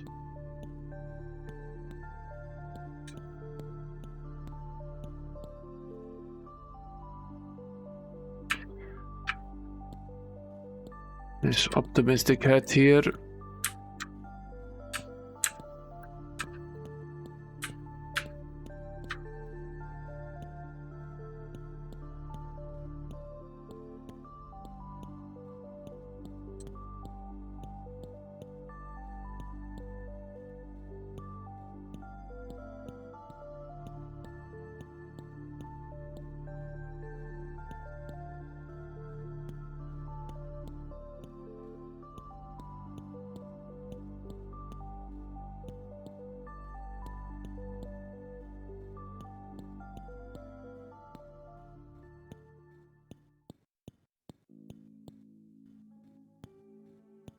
Lots of walls to check, so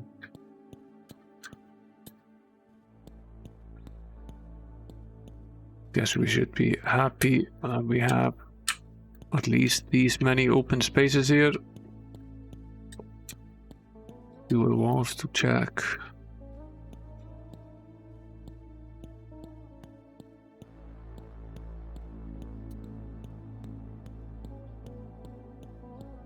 Not gonna talk to this head here. It basically just curses all of us. Isn't all that great.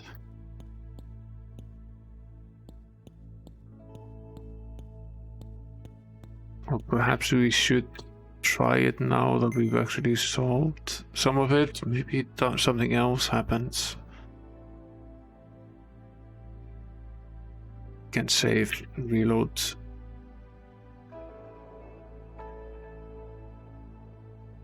Yeah, he basically makes us all terribly sad. I'm going to get something to drink. I'll be right back.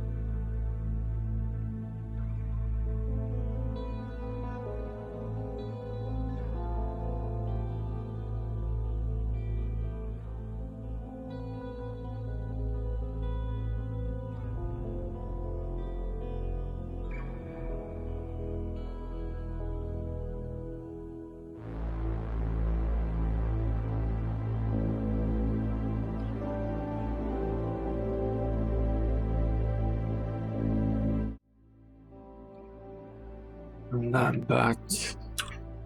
Let's see. Yeah, I'm not gonna talk to this guy again.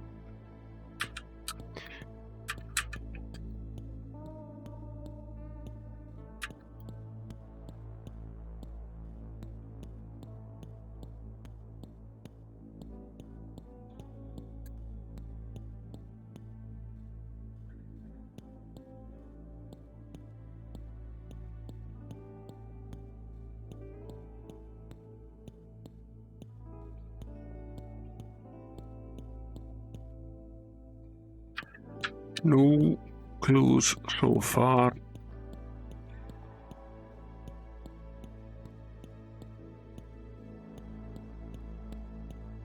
We could definitely do with at least one clue here. We solved part of a mystery.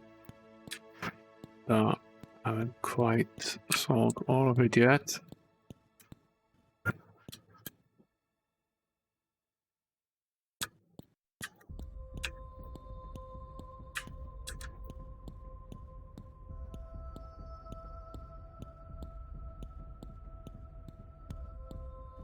Does not appear though as we've missed something.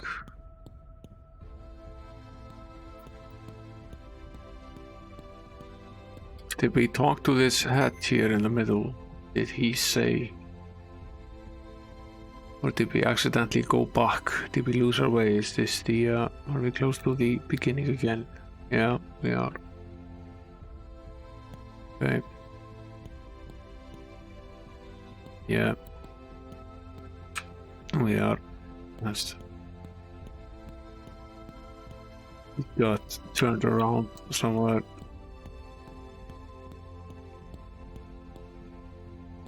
Probably at the head.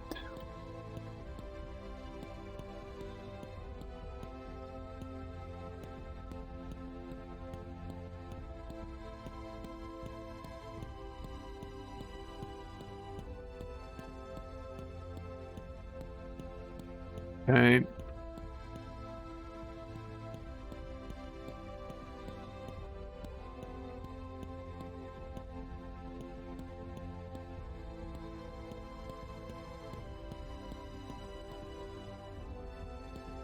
Game number 2 forced you to do this all the time. You had to look at every wall from every direction. All the time, try to make out clues.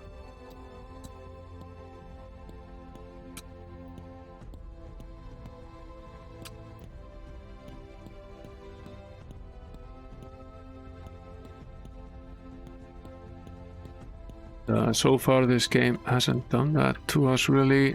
It's just it's mostly shown us things on walls that we would otherwise be facing.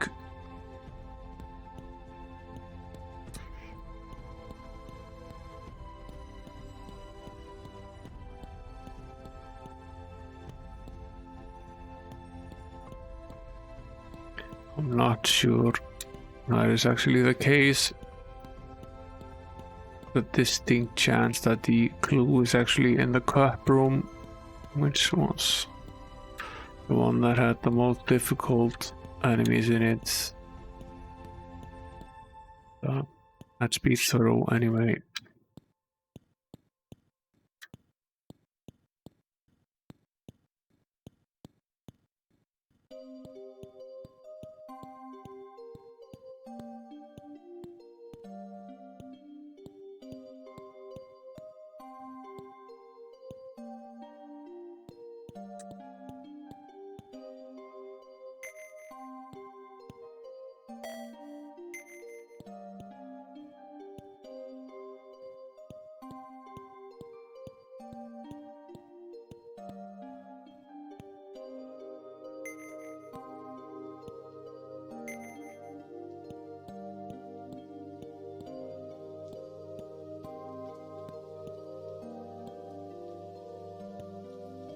The part about the key that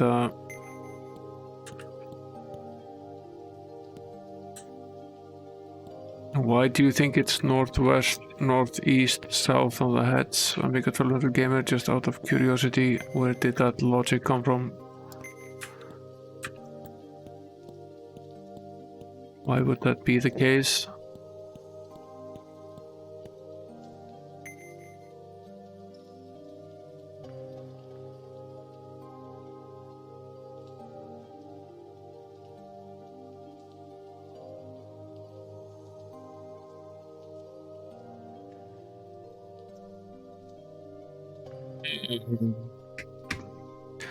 That is a completely valid point.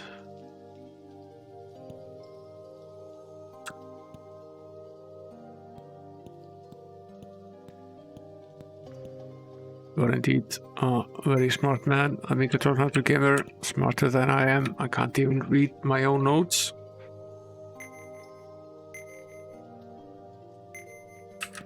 But when you say it, I just didn't see it in the notes.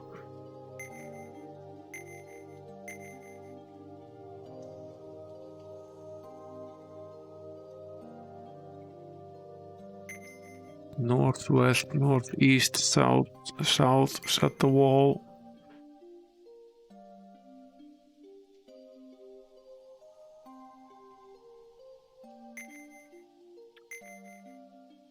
So this one should be east.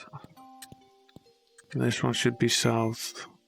Or it could potentially also be the other way around. Depending on... And if we do that, what does it actually spell in the other room, just out of curiosity?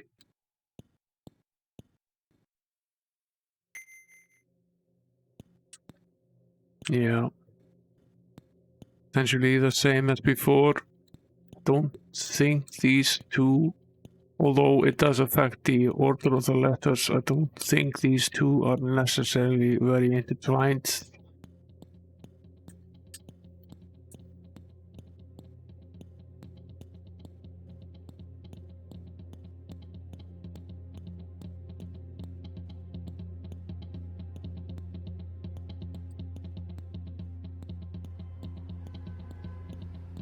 Okay, let's go back here, talk to the head.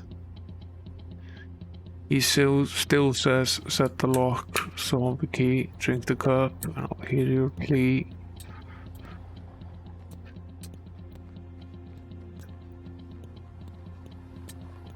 Let's double check. That settings on the heads. This is such a long way to run to set them. This one should not be facing west, should be facing, oops, should be facing north, so that's wrong.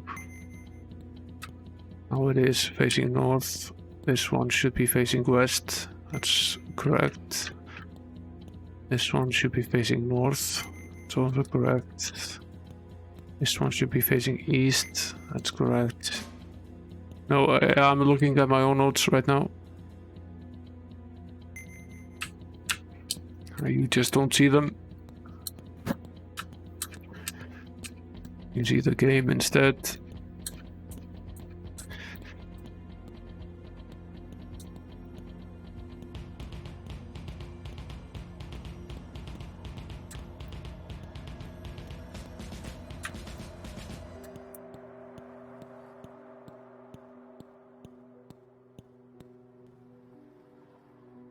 He still says, set the lock, solve the key, drink the cup, and I'll hear your plea.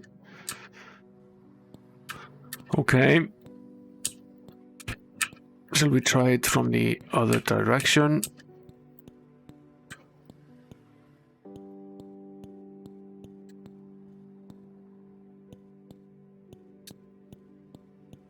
Potentially could be something to do with the cups, yes.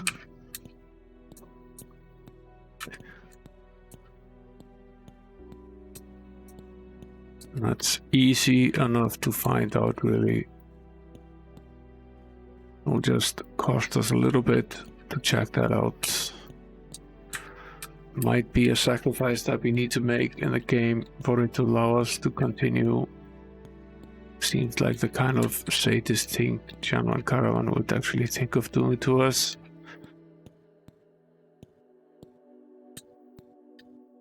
Yeah, we already set the key. Yeah, I didn't move it, so it's NWNES. I didn't change it at all, so it is set correctly. Okay, now we save.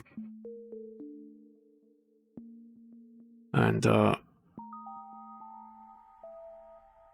what's more, we'll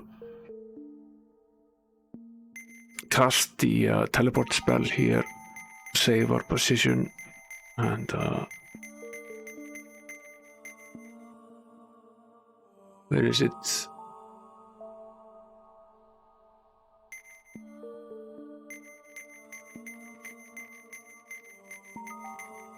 Here it is. Okay, we can't. That makes sense. Can we cast the town portal spell?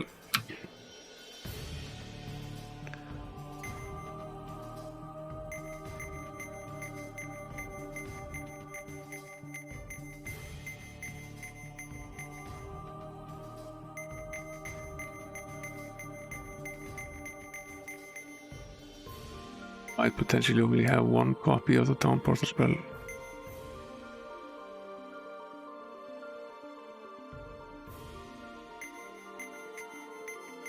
Yeah, this is why it's good to play this game in a group, because you miss things. That's just the way it is. Yeah, we can cast the town portal spell, so that's a positive. That's kill a bunch of guys.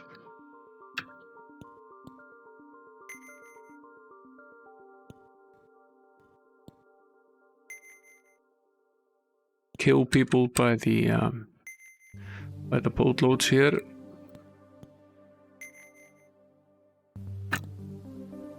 We can basically finish all but one. Let's go to head over to Fountainhead to do a little reparation.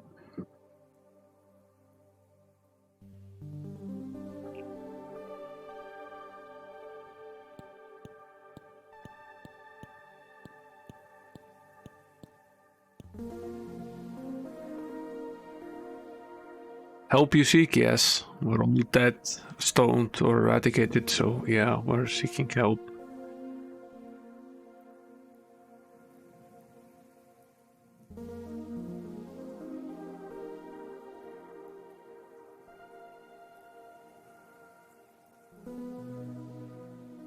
We probably stop by the bank and make a deposit. We have like 1 million on us.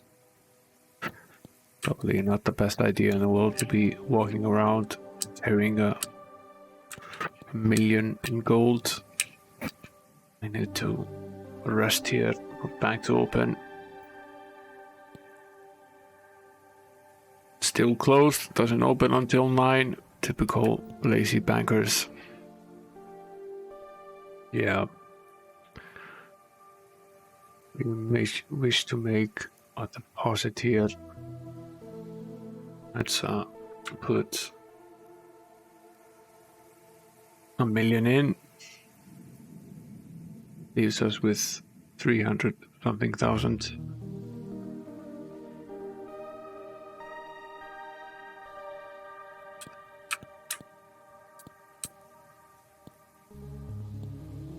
So is it the teleport on the other side? It's probably quickest way is probably to what was the so just seaweed.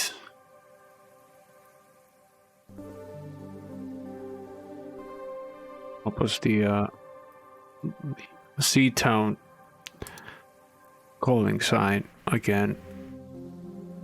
It was Sea Dog. Sea Dog.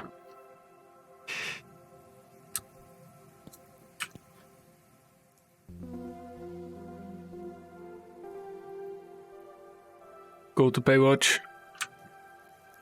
Pay tribute to Pamela Anderson and get out of here. Hope we don't run into David Hasselhoff.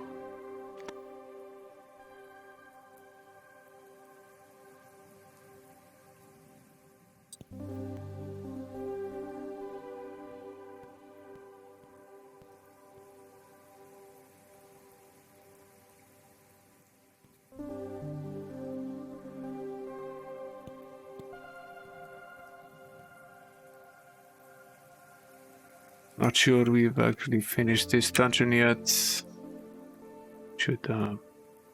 We're fairly close to finishing most of them. Is this the Cathedral of Carnage? Yes, it is. So we're back on our bullshit. Let's,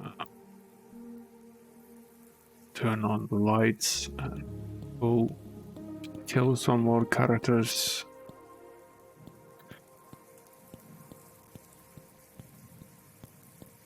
I only have one cup remaining. I think we should probably double check the room on the other side as well to see if there are potentially more cups there. So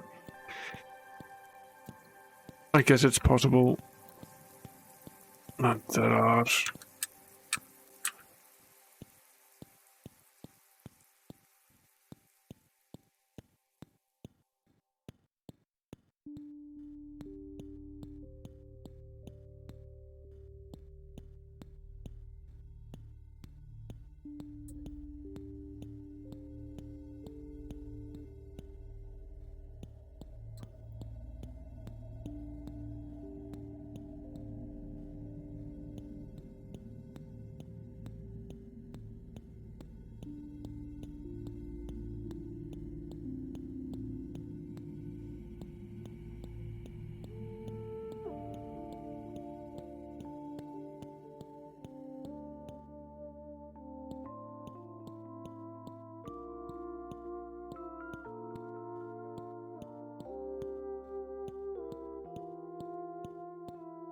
There's the final cup. Let's take a sip. Who should we kill? Potentially the archer is the one that we should kill this time around.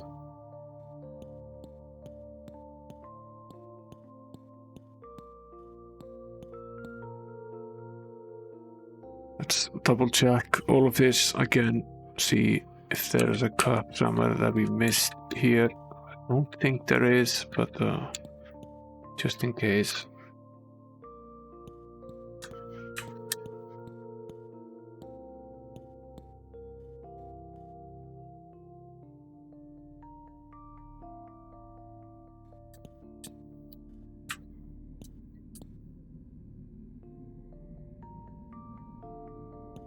No cup in this corridor. Nothing here. We already drank from this cup, so at the bottom here. We already checked all of these rooms for any secret passages as well, so that is not the case. To miss any of those. Nothing here. Don't think we actually missed anything here. I'm just being very thorough right now.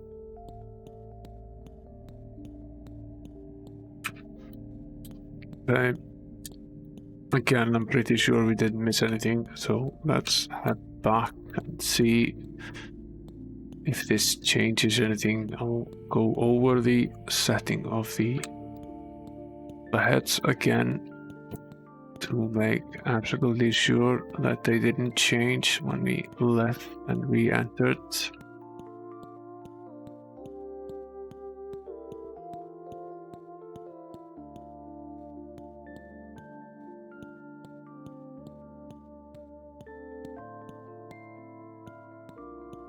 There really is a lot of walking involved right now.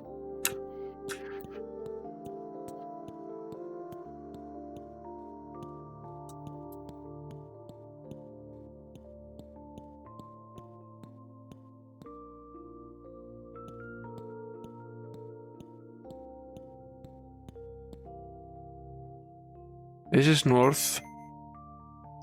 Scroll the nodes up here again.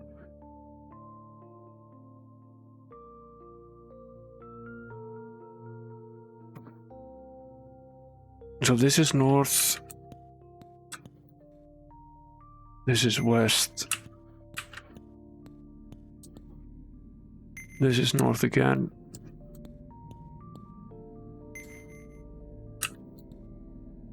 This is east.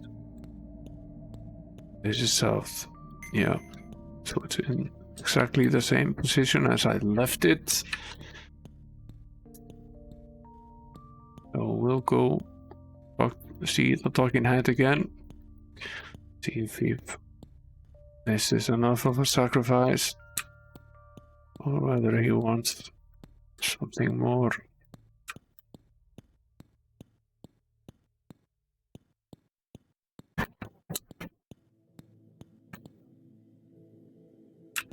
Let's try reversing the order of the heads, so that they're set. I use the same sequence but set in the reverse order. See if that helps.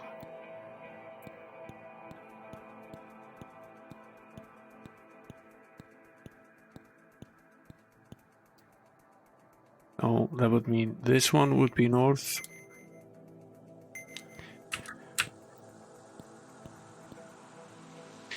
This one would be west. Oops.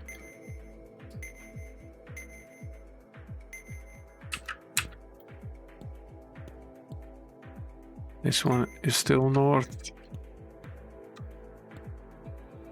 This one would be east.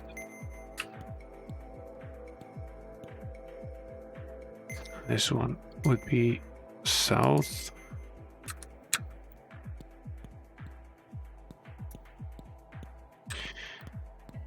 The other option is that it's supposed to be in the order that the letters of the word moose are, so it's the same order, but it's set by the order of the letters in the word moose. I would also like to try that option. It's potentially... What is the field deactivation code?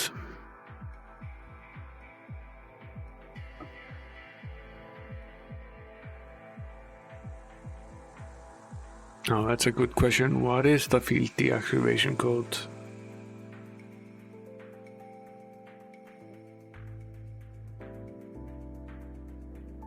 Oh, that's a good question.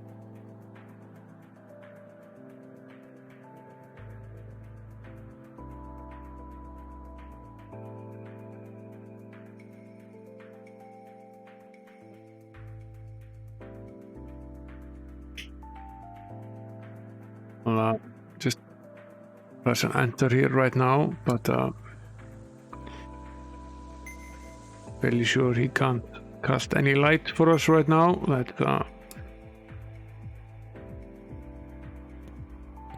use the sorcerer to do that right now.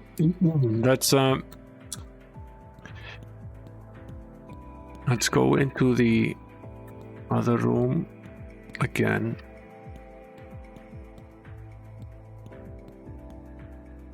You can't complain that the puzzles in this game aren't involved. They're definitely involved and fairly complicated. There's a decent degree of logical thinking required here.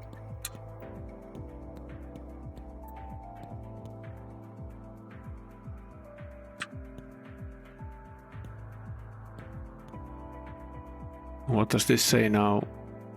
This one says D.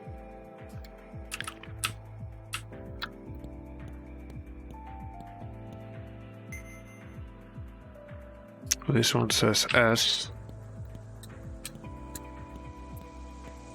This one obviously does not say anything.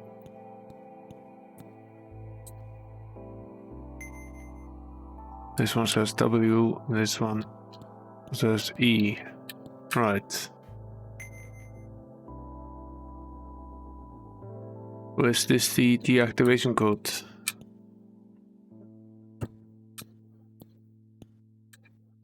Yeah, it is, but I'm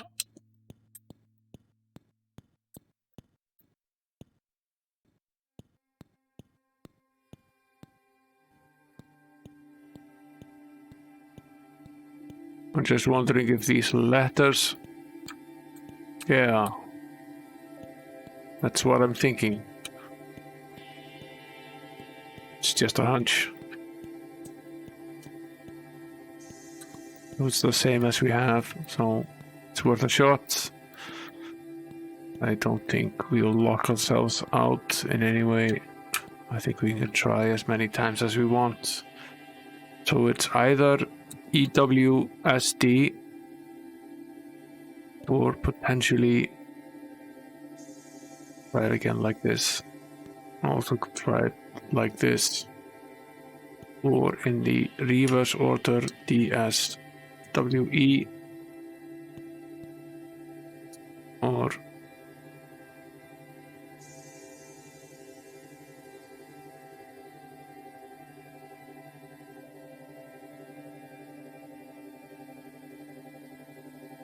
that is a solid idea. Yeah. So that's the key. That the one that we found. That's why it says the key is in the walls. It's in the walls because the walls spell JVC3, which we noticed earlier. That was one of the things I was going to try, but your code is recognized. The king's ultimate power-ups have been. Yeah, it's literally in the walls. Yeah. You have to look at the map and figure it out. We were wondering earlier whether it was an Easter egg or a clue, and now we know it is a clue.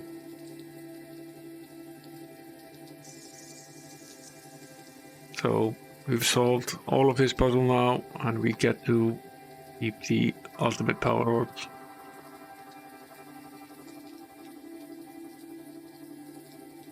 Yeah, we were wondering whether it was an Easter egg or a clue.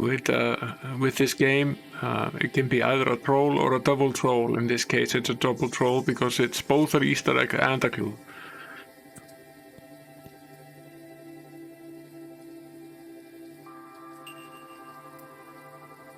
So we have one of the ultimate power orbs. And another one, so now we have 4 of them. We really need to do now is the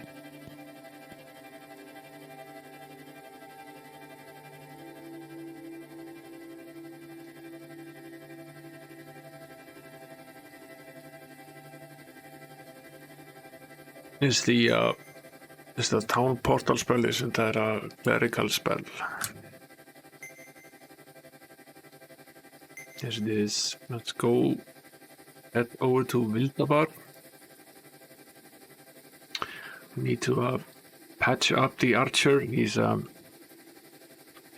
slightly injured. Or dead, in fact. Very much dead. There was a temple in this blessed town again. Can't see the right.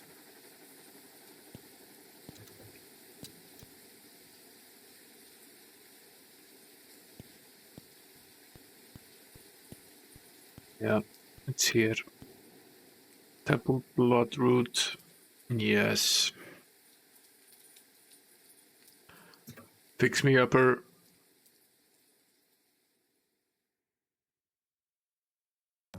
You probably didn't need to drink all of that moose juice, but never mind.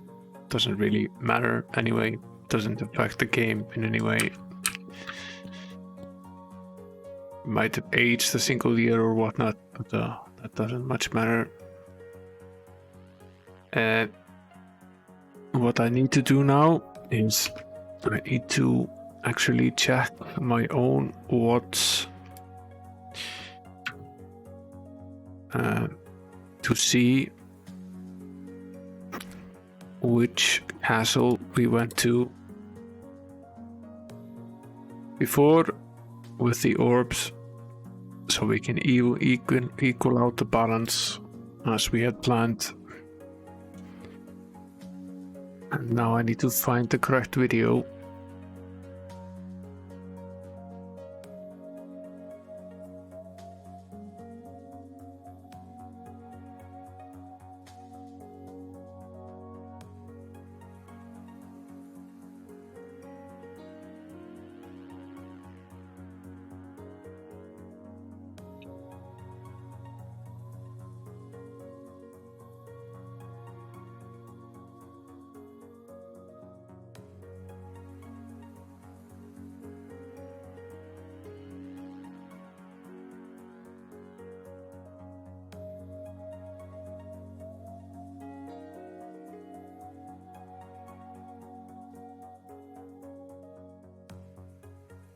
I also need to remember where exactly we found the previous orbs. Can't say that I remember that in any detail.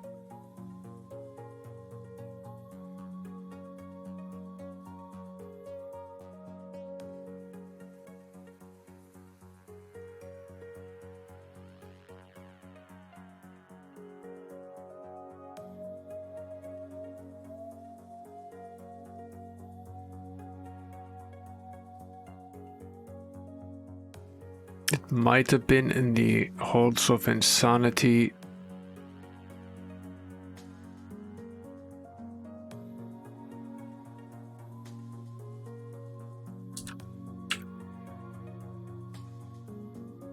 Yeah, it probably was.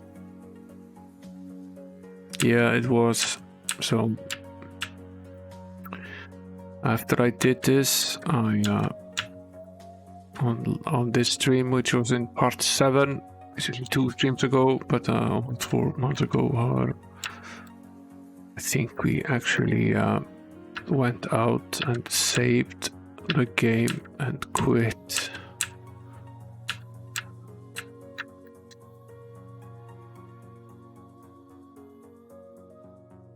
Yeah, I did. I made the backup. I made the backup of the save. We might actually do that again now. And where did I then go? Castle White Shield. Okay, I went to the Castle White Shield.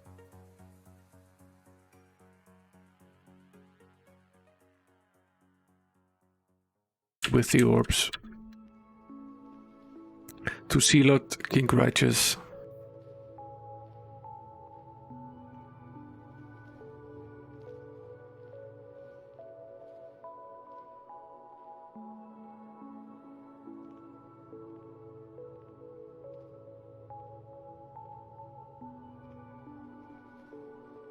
Yeah, if you go to White Shield and you visit the king, he will basically take the orbs from you, and I figured he would get a choice of giving him just one, but he took both of them.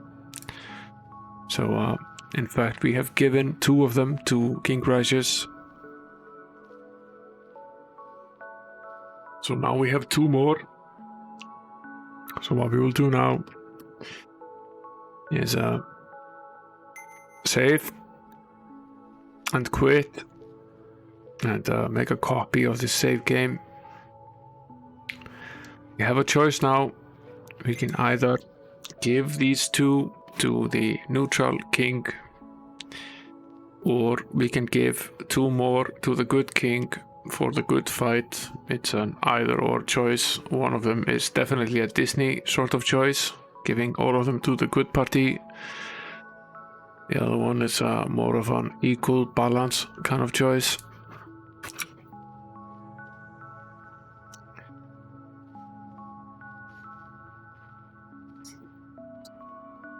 Let's see.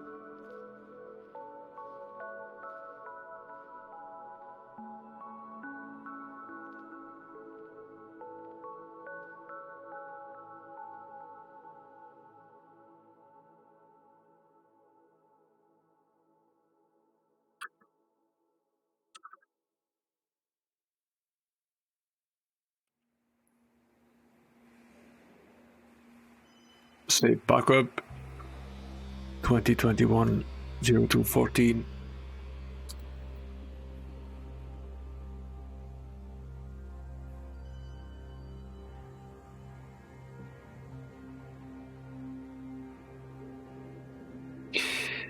The orbs affect the fight between good and evil, which is the basic element of the game. And with the power orbs, we can have a direct impact on a particular battle.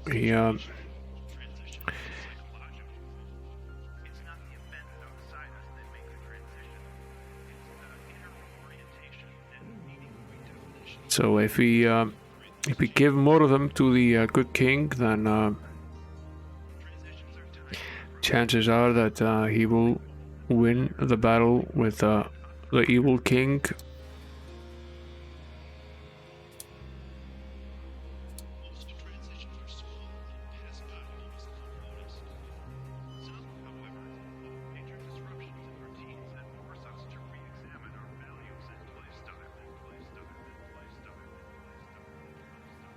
My original plan was to equal things out by an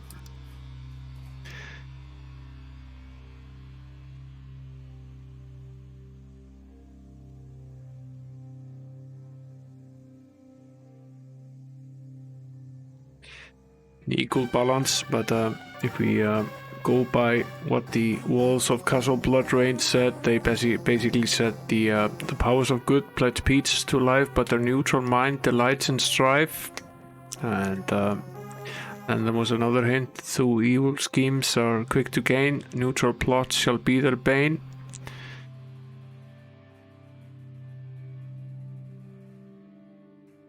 So now we have a choice. And of course we can always make up our minds later. There are definitely more than 4 power orbs in the game. Let's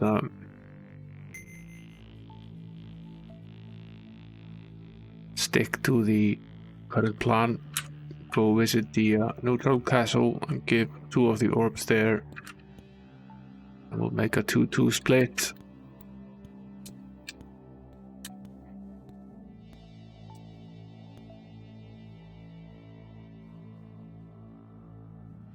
Easy to miss this castle. It's basically just almost right next to the town, but still can't see it.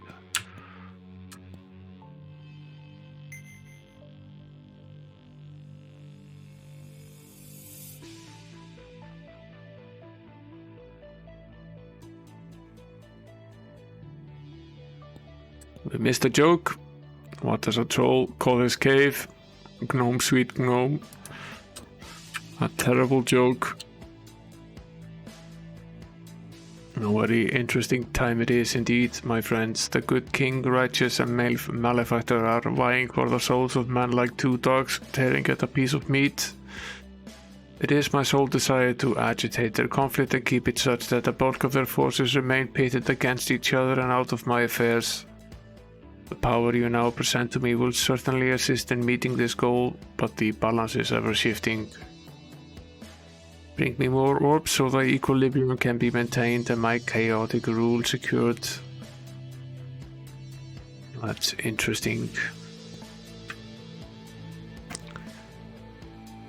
And this is definitely one of the main strategic choices in the game. I'm pretty sure you can finish the game through any possible combination, but possibly with different results.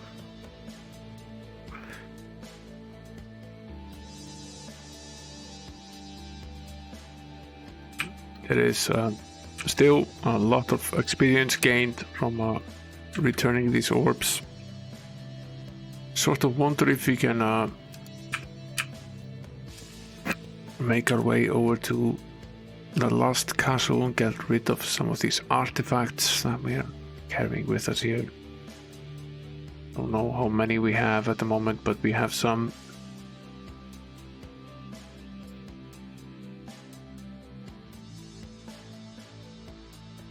We have 2,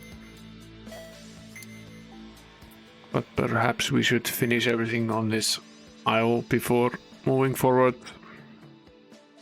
What I want to do now, however, is I want to train. We have gained a good amount of experience. characters gained like 5 million, so that's quite a bit.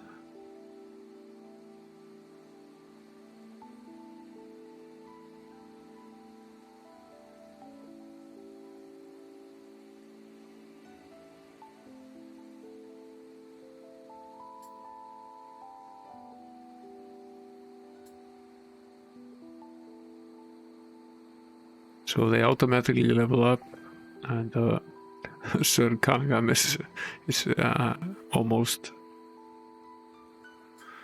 stupidly close to reaching the next level.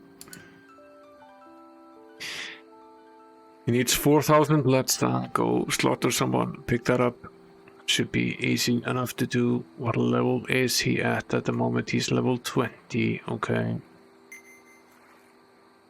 Now he gets 5 attacks per round. He currently has 360 hit points. He's also level 20 and now has 109 spell points. And, that's actually a slight reduction. He probably has slightly more. What does he have? Actually, 110. Okay. 310 hit points. It's actually quite decent.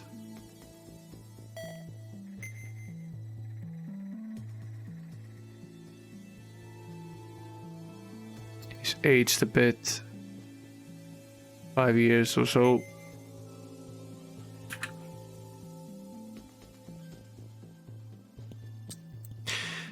Okay. Let's make our way out of here.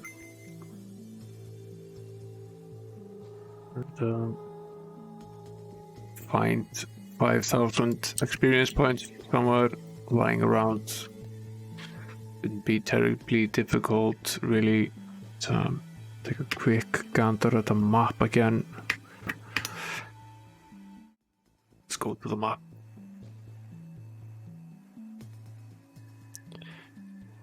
So,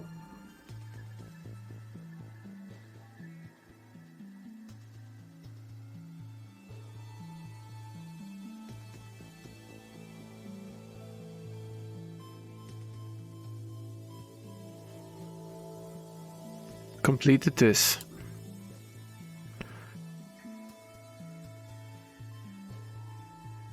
Completed this.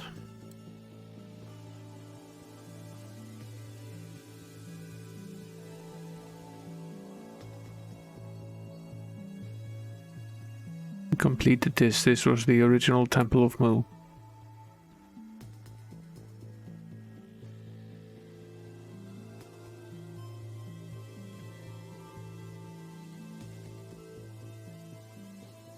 Let's go check whether we've done this already. I think we actually have. I'm not entirely sure.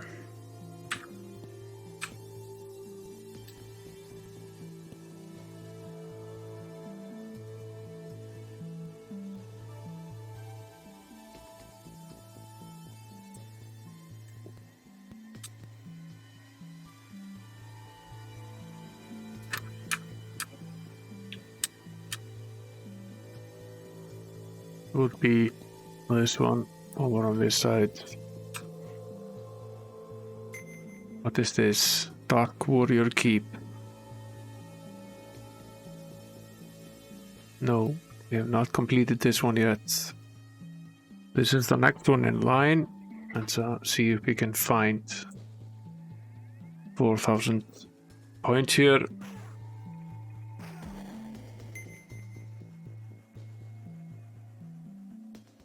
Where are we right now? We need 819 something or another.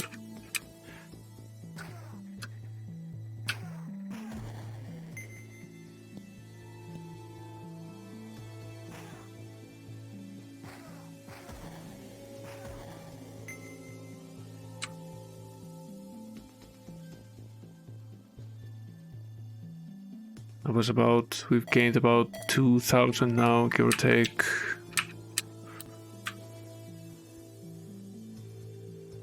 This place seems decently big.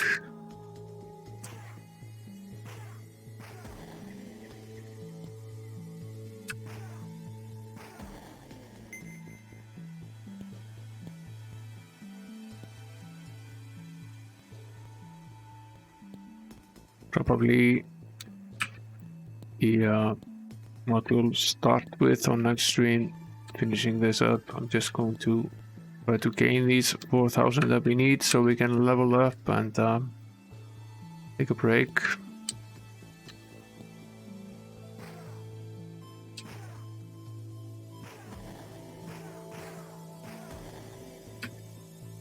So this is a fun little room.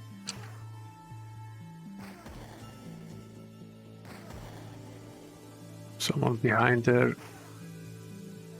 Jouster.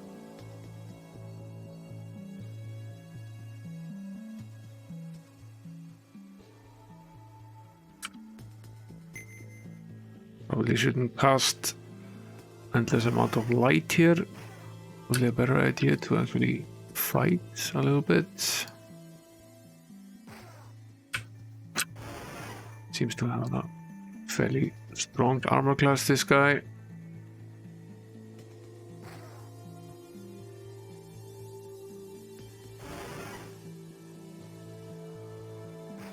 It's very hard to hit, actually. Basically difficult.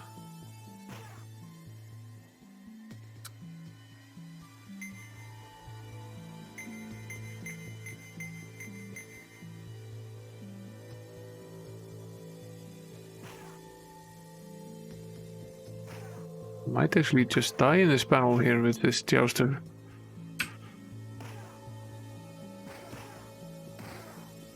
Yeah, we will.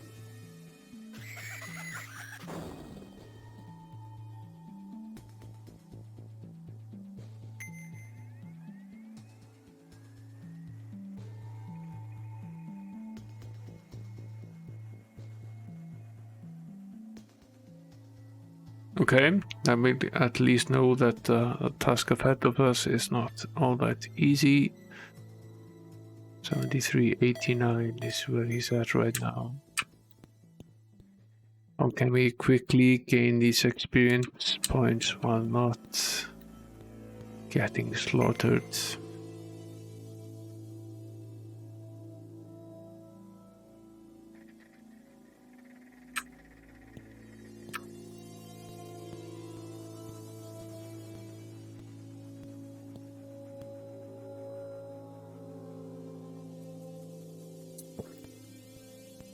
We finished this one already, didn't we? What was this one called again? Arachnid Gavin, yes, we did that. We did finish this one. On the map here, somewhere. Yes, it is. So, circle it with green to make sure that we know that we completed it.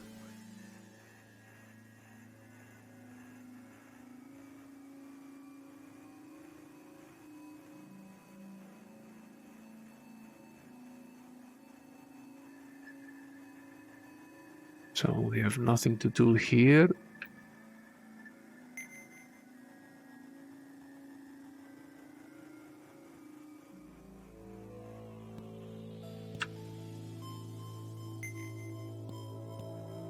For once we just need a little pointless violence, and the game isn't really giving any to us.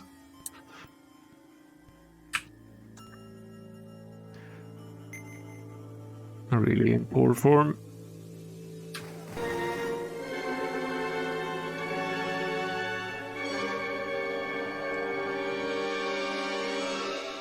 Hello there, Coconut. Thanks for the raid. Welcome, viewers from Coconut's channel. I'm Silbjörn. I stream mostly role-playing and adventure games on Wednesdays, Fridays and Saturdays at 10 PM UTC. We are currently playing Might and Magic 3 on the Amiga version. For everyone here, if you're not following Coconut, you totally should be. He's an avid streamer of Apple II and the Atari ST. And a lovely person. You should definitely be following her and watching her streams.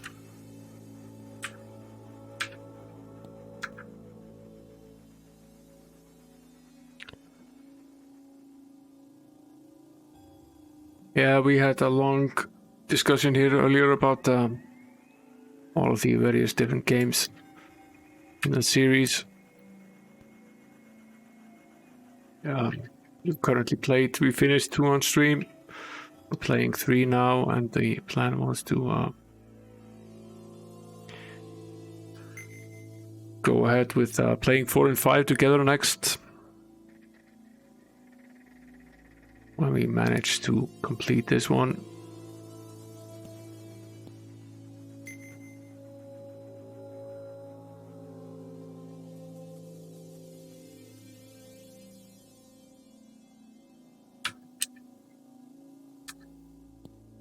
Let's see.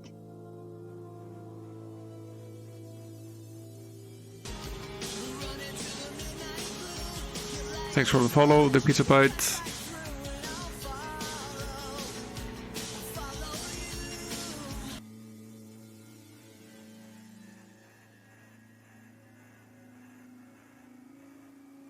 Yeah, there are some questions to be had. Probably best. What we're currently doing is trying to find a way to find a way to gain some 4,000 experience, since we're very close to leveling up right now. But since I just got raided, I might continue for a little bit.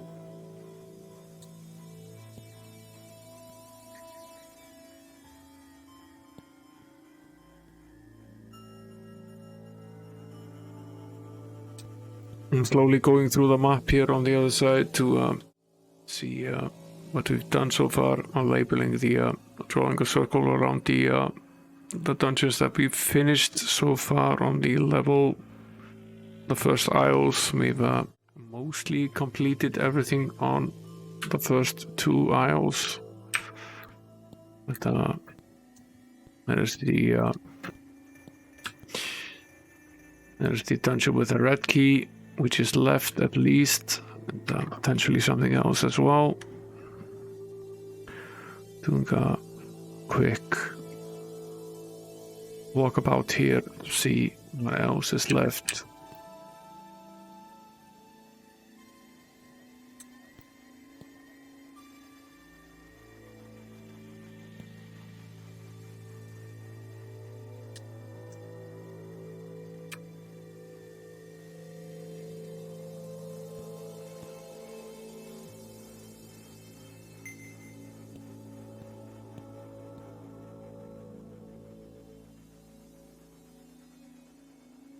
There's one dungeon over there, which I was going to check whether we've done so far or not. This is the Fortress of Fear. I believe we've already completed that one as well. Yes, we have. So I'll mark that in right now. Green. Turn around. Get out of here again.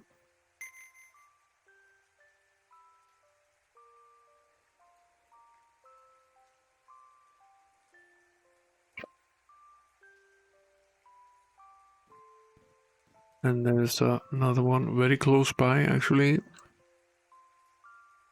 can see it on the map there.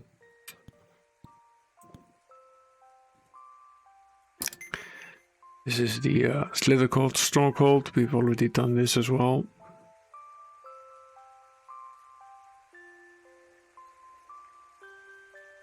Yeah. So we don't have to do this one again. Label that as well. Finish this one.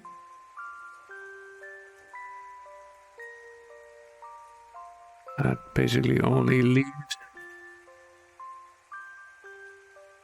this one over at Knight's Point, and that we checked out earlier, and this Leper Cavern. I think we already completed that as well. I'll do a quick walk to there now.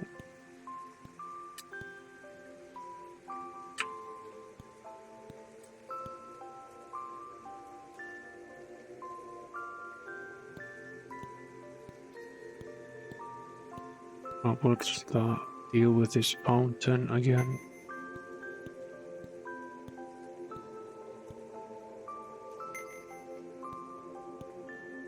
There's the Leopard Tavern again. Fairly sure we complete this very early on.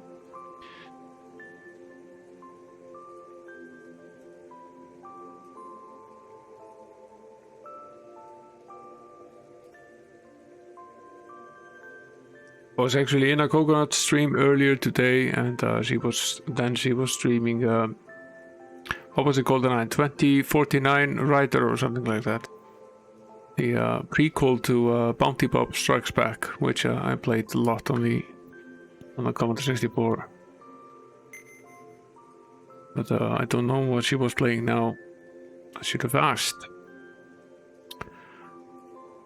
Okay, it seems that the only cavern we actually haven't completed yet is the one that we just entered earlier. So that's the last cavern on this isle. We should probably have another go at it.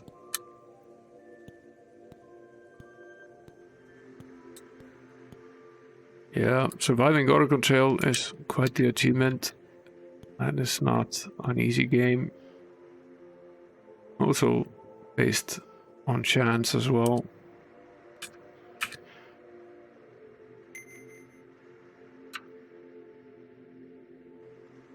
What is this dungeon?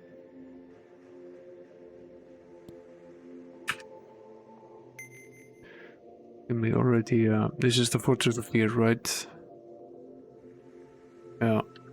We already entered this one. Okay. Okay, good. So afraid I missed something. Which I did not.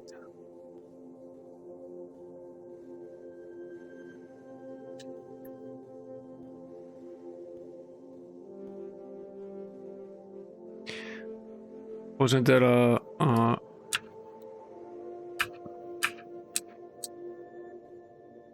a fairly recent web-based kind of recreation of Oregon Trail? It got pretty internet famous there for a while, that game.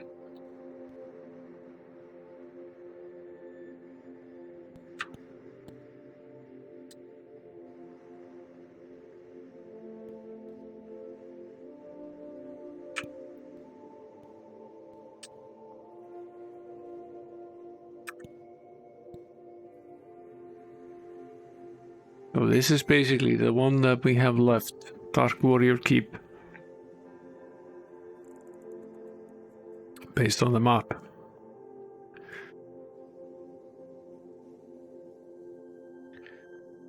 And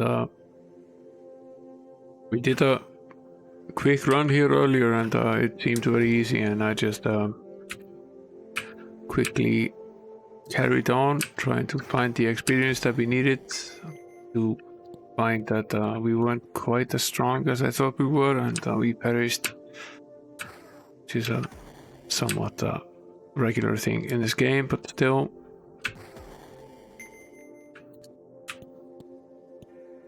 Clean up this starting room here first. These doors aren't too difficult, we can easily get rid of them.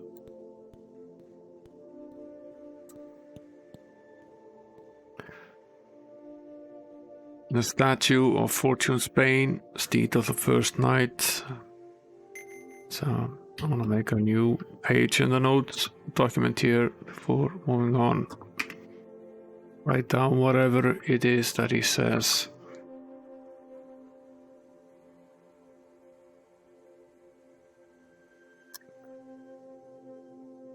As we found just earlier in the dungeon, it pays to write down these hints.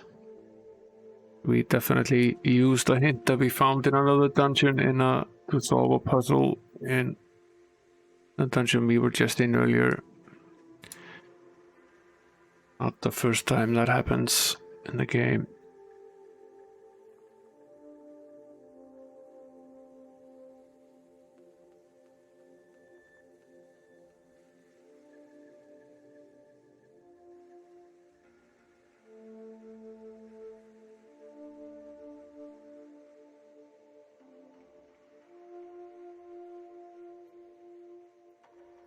This is Dark Warrior Keep, and what does the steed have to say?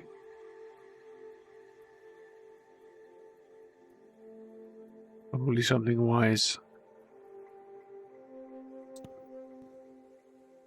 Yeah.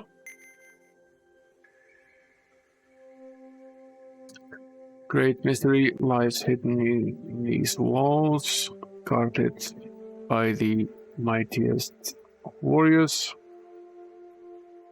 Any who enter must be prepared to fight, for death is the only alternative. It makes sense.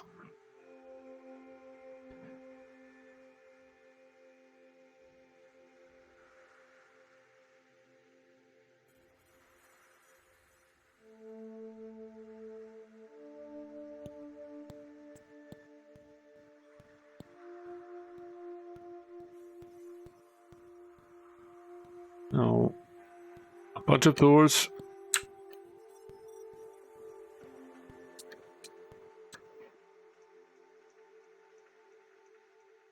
Jim Morrison would have approved of this dungeon.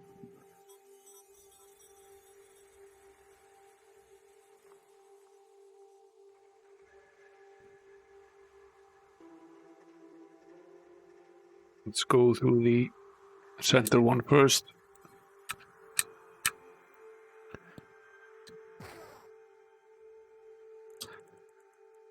An evil ranger.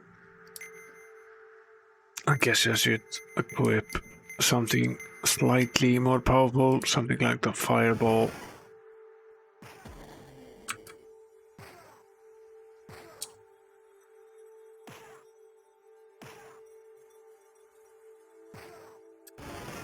They don't seem to have any range-like weapons, so that's a plus.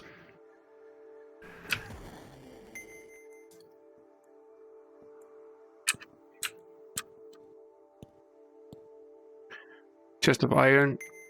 Yeah, we want to open it. Chest explode. That was nice.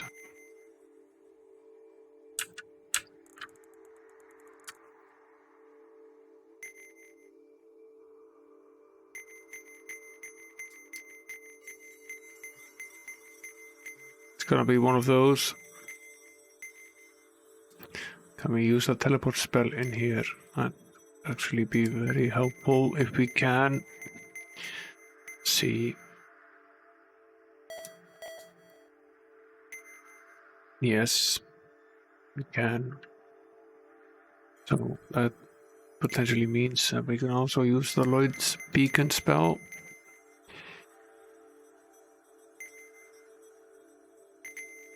Set our current position here and head over to a town to restore the condition. We could resurrect the music magic, but we lose a year of the character's life by doing so. So not really worth it unless you desperately need to do so. It's not that expensive to get healed up at the temple. Since we could use the Lloyd beacon spell, we can basically just return back to where we were without any issue. Save right here. In case the next chest also explodes, we can restore the save. What's wrong with Maximus? He's poisoned. We should fix that before moving on. One annoyance with the game is that it doesn't actually order the spells in any particular order. They're just ordered in whichever order you learn them, which is sort of weird. The second game ordered the spells by level.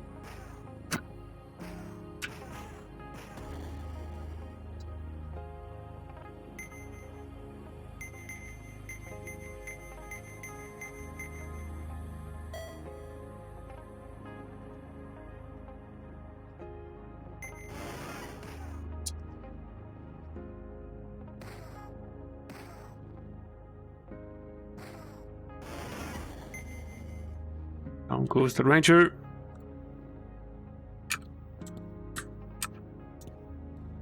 There's another chest here. We should take care here and save before we attempt to open it again. Yeah, this is full of surprises.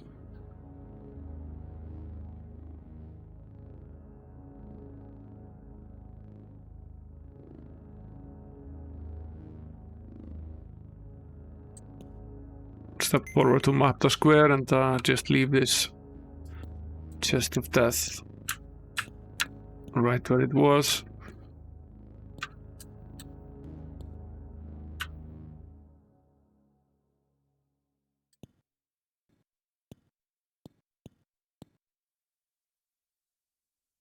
Seems like a long corridor on both sides and a decently sized room as well. Let's see where this leads.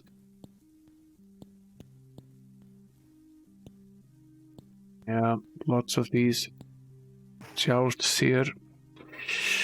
These jouster guys, we had a little bout with them earlier. They're actually quite difficult.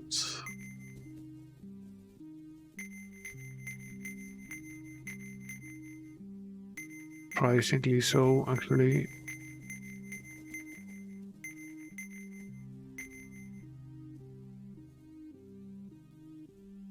You might even try something like mass distortion. We don't have enough bow points at the moment to cast that.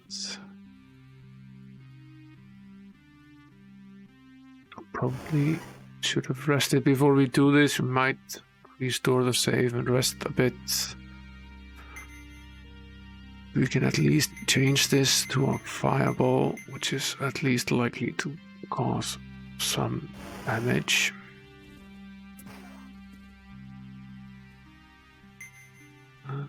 And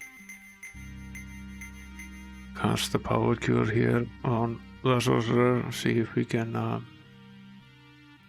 least allow him to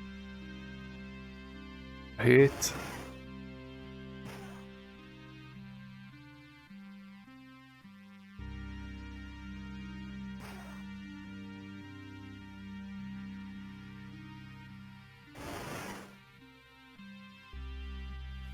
It's surprisingly difficult to actually hit.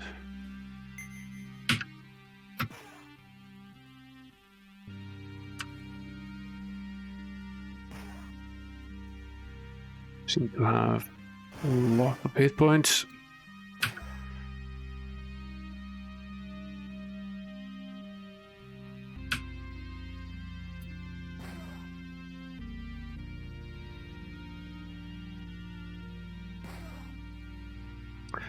Very high armor class as well. Oh, he's down to his last 10% or so. So we've made some progress.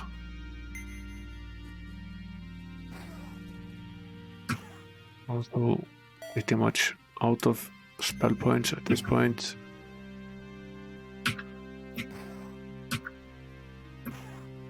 Might die anyway.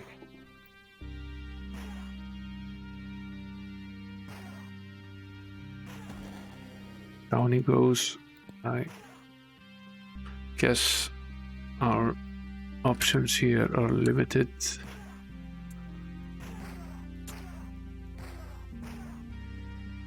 Yeah, they are.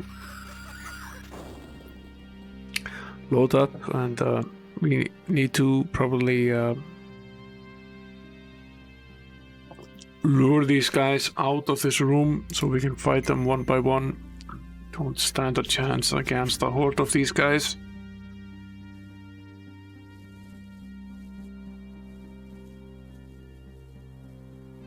So it's at least a good idea to steer, fully restore the characters before we move forward. Let's cast the light spell here.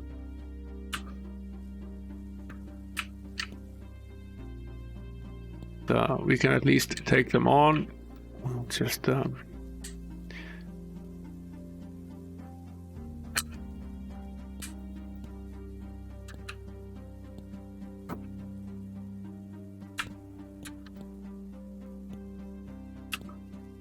come after me. He does. Just drag him out of the room. I think only one of them actually followed me. Yeah.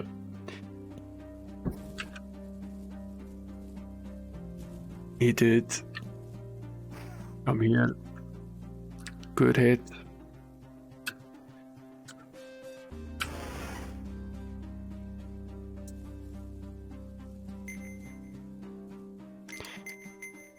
Now,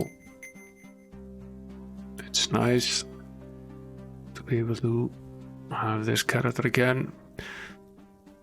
But what a hit that was. He actually managed to completely immobilize the cleric with one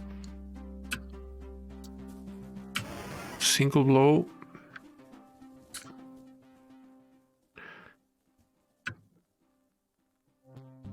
And at least cast the power cure again now from the cleric. We'll never survive this if we can't do that.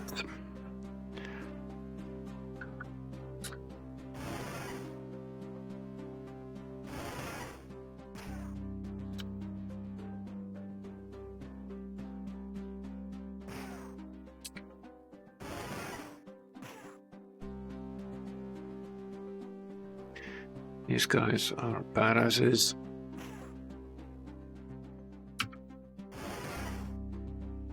We're not doing nearly as well as we did last time.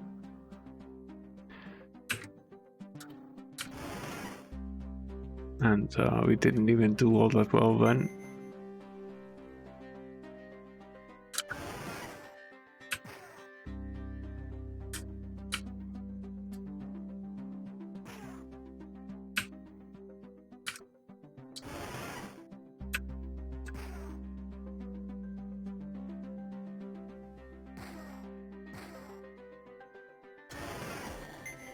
Down he goes. 10,000 gold. That's a decent amount.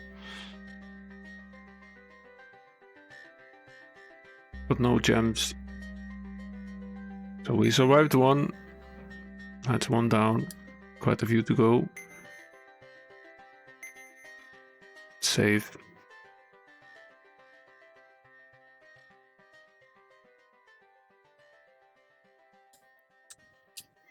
Try to lure more of them out here.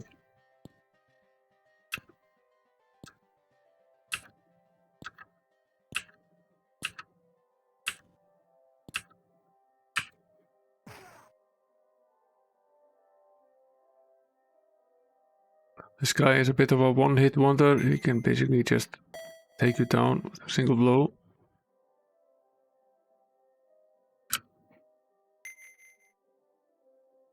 Changes this back to the fireball. It seems to be decently successful against this guy.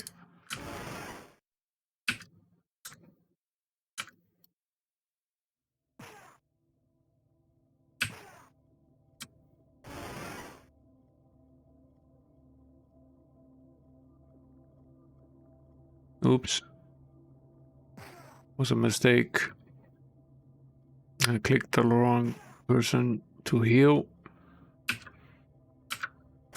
Might cost us the fight, actually. I doubt we can recover from this, but let's see.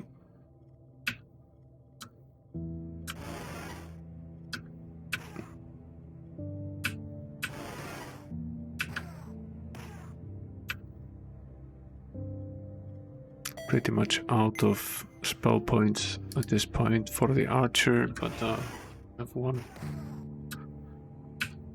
It's gonna be very close. No.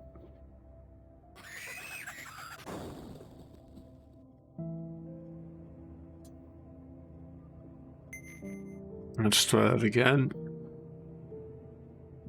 We need a little bit of luck with these guys. Potentially we should even be using stronger combat spell.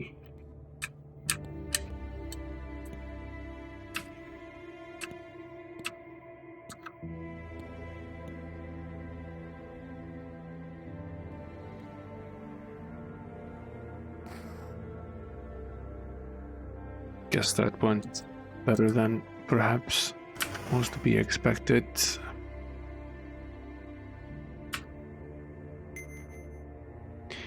One thing we could try here, although it takes a lot of points, is the Mass Distortion spell. We could cast it once.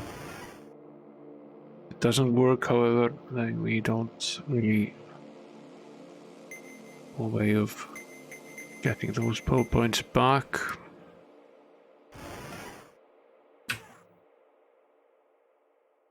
One other potential option is to try casting the shield before going into battle. That might also potentially help a little bit.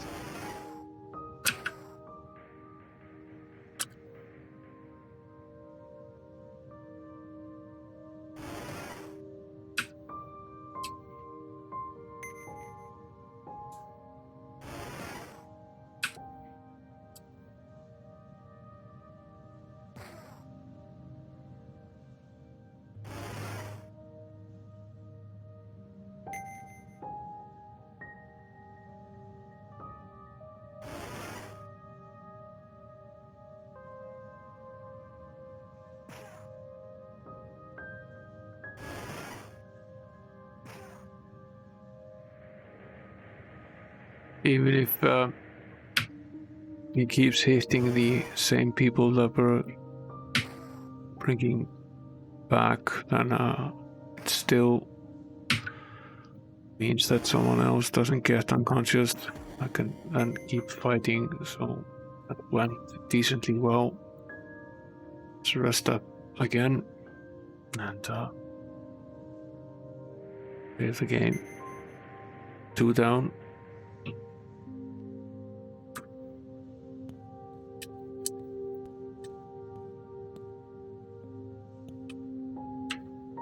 There were at least 3 there, potentially more. I don't know how many of them there are. They are, however, a lot more difficult than the other inhabitants of this cavern. We lucked out and got to go first, or he actually missed. Whichever happened. I think we should probably rather save these spell points for curing. I think it makes more sense.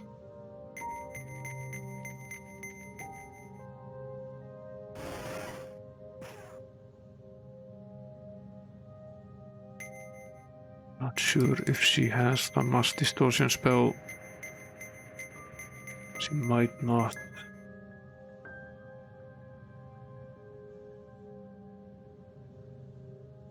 She does not.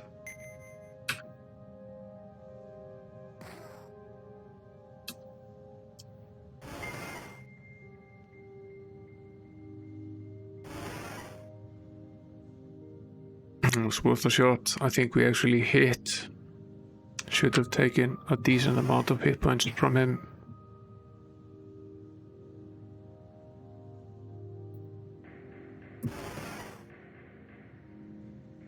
Hey there, Longshanks. Welcome to the stream.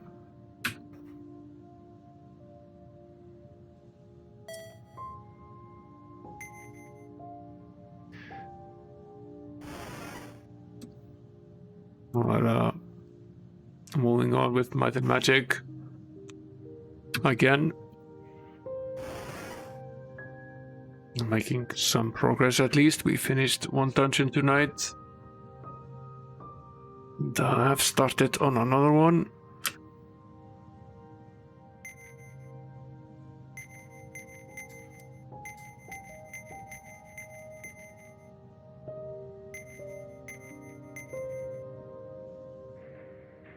I won't cast it now, but I think it's a good idea to have it here just in case.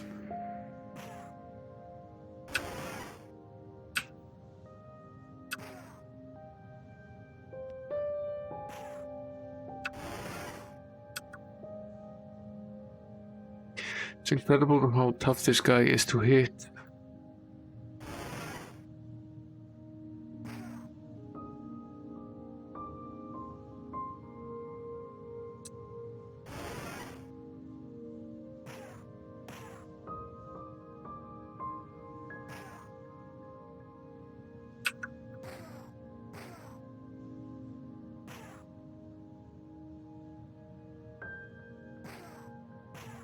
Now out of spell points.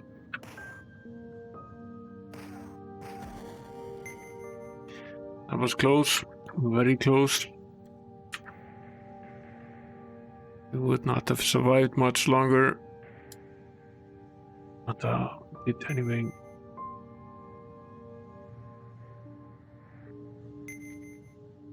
Three of them are down now. I don't know how many more there were. We at least saw 3.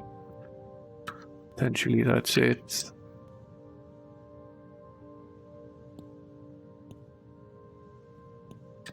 Let's go back to the center of this room. Oh no, there are many more. Lots of them, in fact. I think we are almost certainly dead now. Might as well load.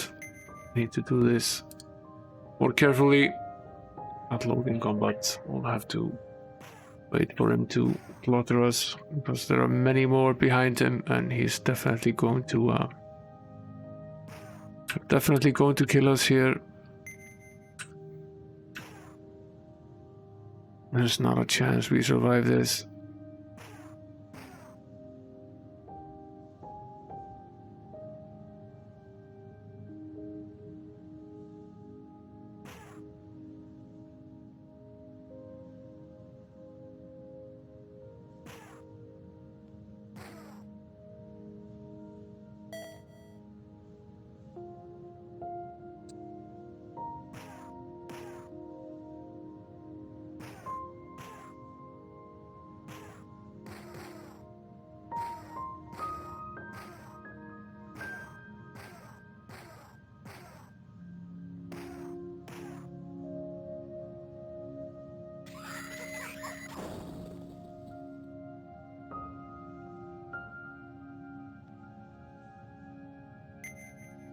So at least 3 more of these guys left.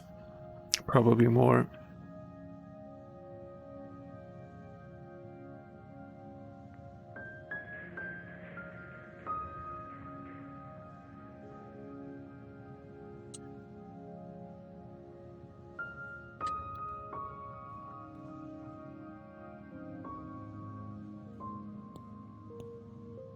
So we will tread carefully here.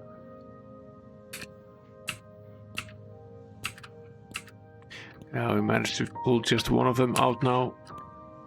A new set of 3.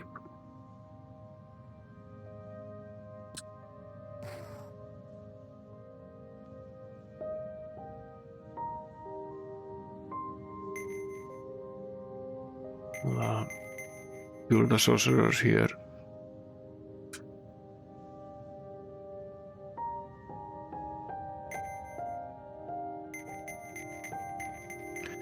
Activate the fireball, which does seem to mostly be effective against this guy, though there are lots of misses as well.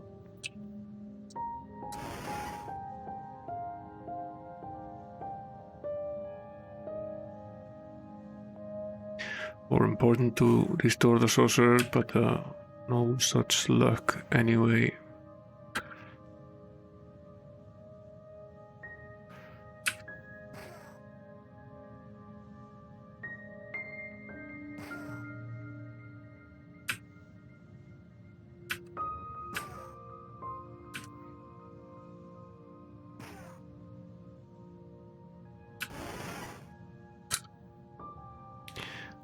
Cast one more spell here. It's the archer.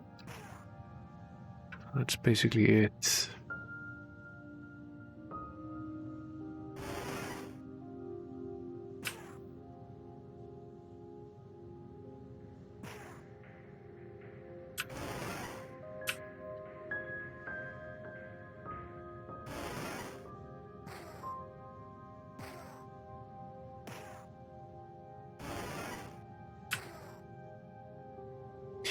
That's it, we're out of spell points.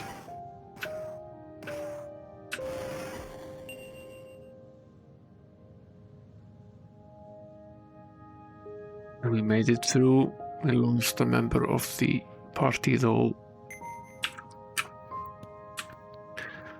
So we'll rest and see about casting the town portal spell. We'll start by using the Lloyd's Beacon spell.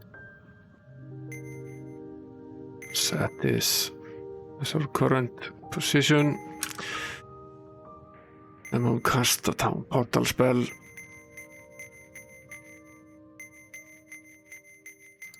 Where is it? Here.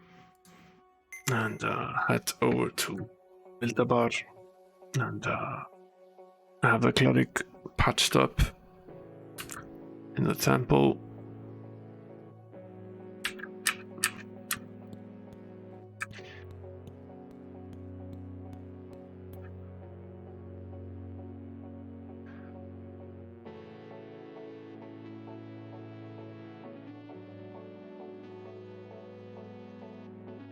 And head back again.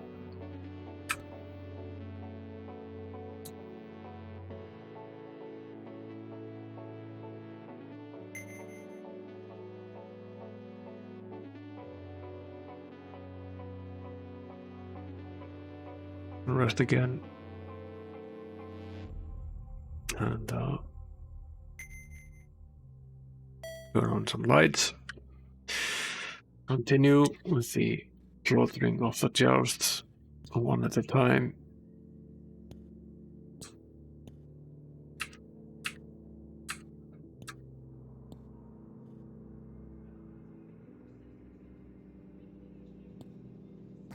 I wonder if these knights, these are the knights that say knee,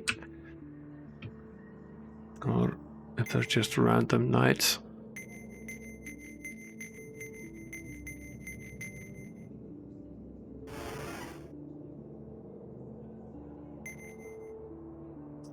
Sort of funny that the same spell requires different spell points based on the level of the character. Since the archer is a slightly higher level than the sorcerer, he needs to waste more spell points to cast the same spell, but it also causes more damage if it actually hits.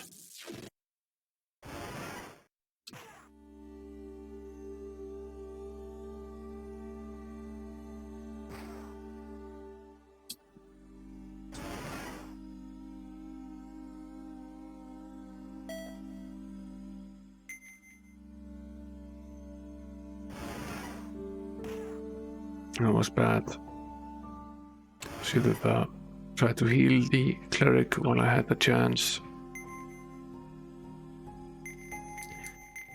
Was that option now?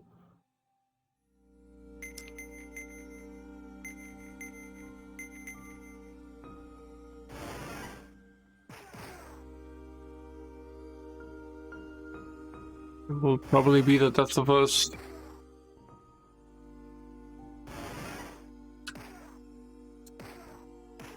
Yeah. Load up again.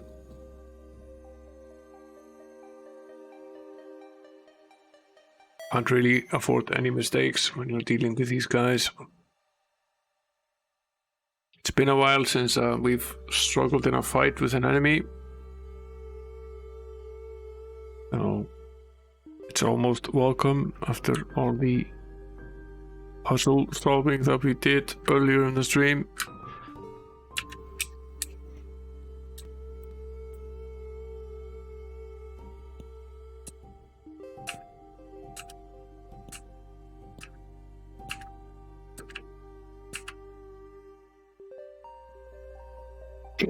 fairly certain I saw at least 3 more of these knights, so potentially we have at least 7 of them.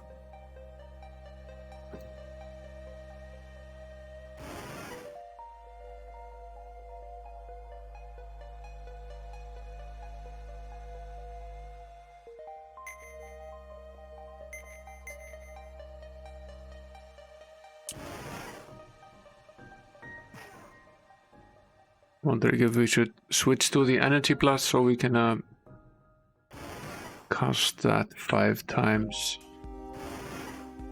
Uses fewer spell points.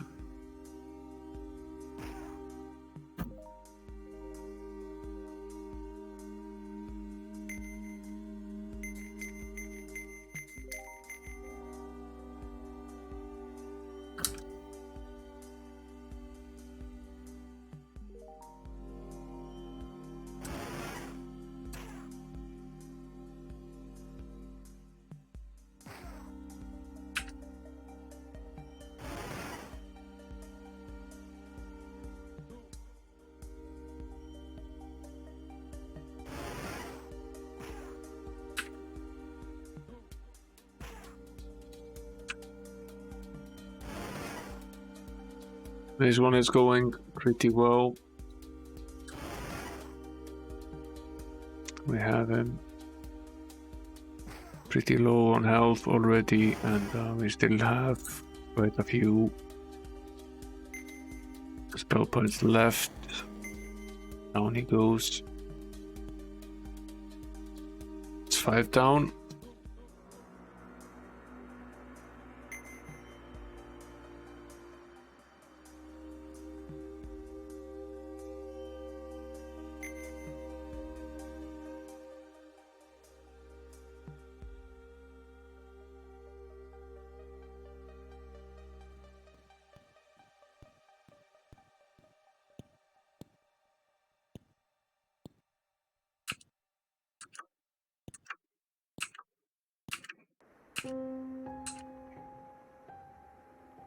Sort of have to wonder if, like in many cases, there's a head honcho there that has slightly more power. It's fairly common in the game. There's a master knight somewhere.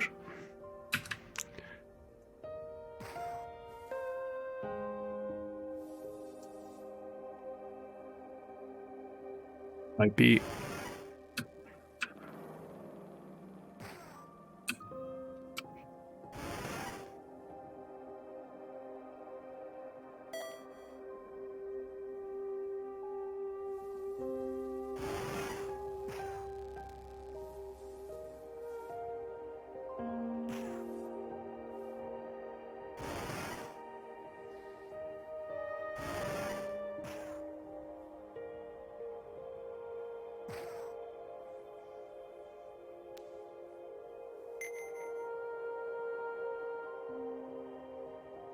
Chance that I can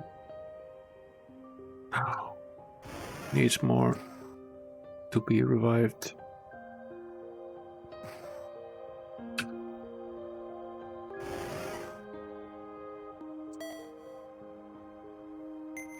Out of spell points over here. We can still shoot him. Just have to actually not miss.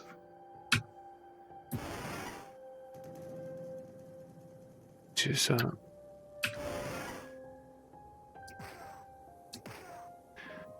surprisingly difficult with these guys.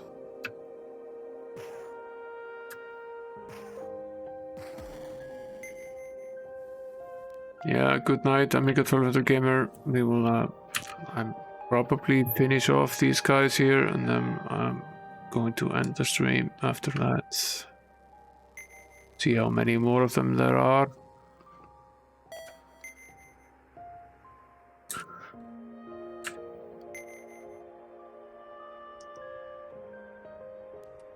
Sleep well, dude.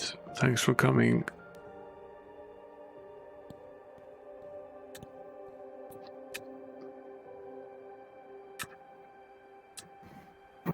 Appears to be at least one of these guys left here. Potentially there are more. Let's go slowly into assuming there's only one more. Go forward. You coward.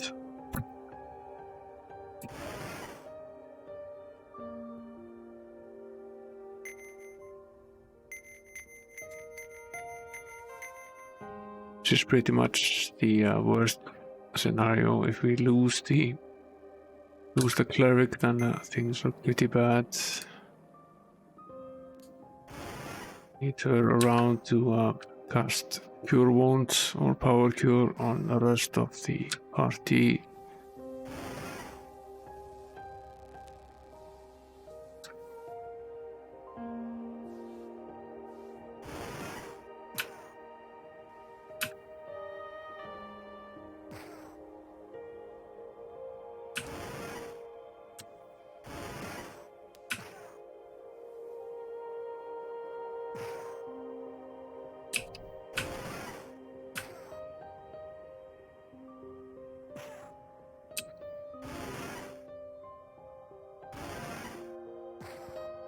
Need to try to keep the spellcasters alive as long as we can, so we can use up all the spell points. Makes a lot of difference. Spells work decently well, they have a higher chance of working, and when they do, they also cause more damage.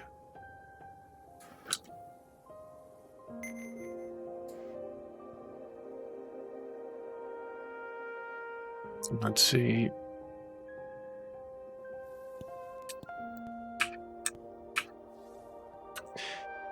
How far we can go now without attracting more of these guys.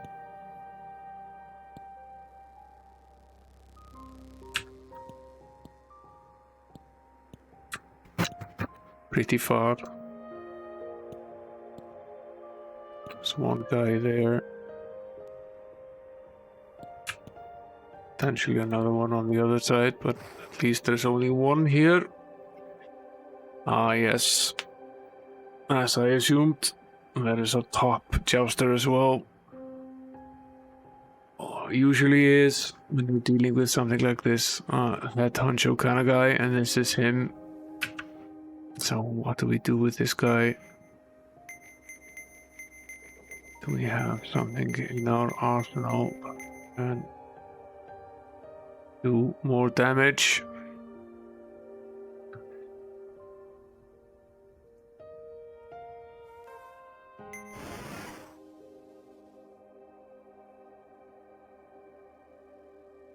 Try to bring the cleric back. A terrible idea to have her completely out of it.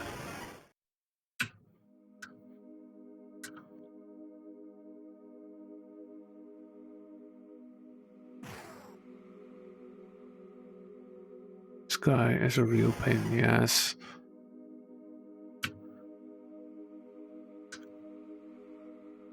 See if we can survive this. It's gonna be pretty tough.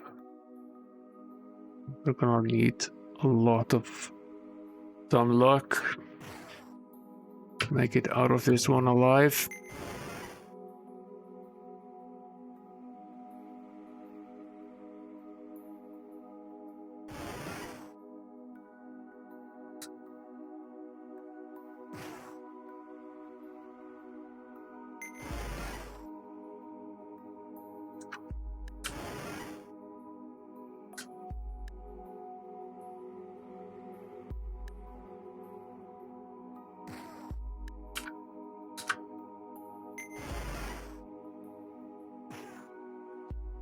I don't think we've not close to bringing him down yet, and there's only one guy left. I have an idea. I'll try and see if we can. The problem is that he causes so much damage each time he hits that we don't have enough time to take him down, because it's also very tough to land blows on him. So I have an idea. I've perhaps we can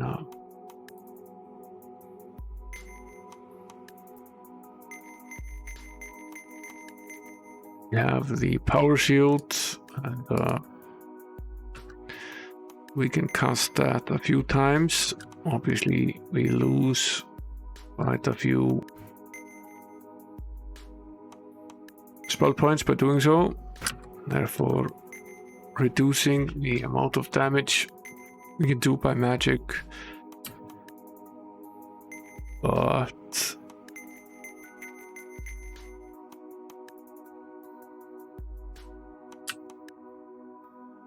I'm going to cast the Blessed as well on the 2 characters in front, which are most likely to be in close melee combat with the guy.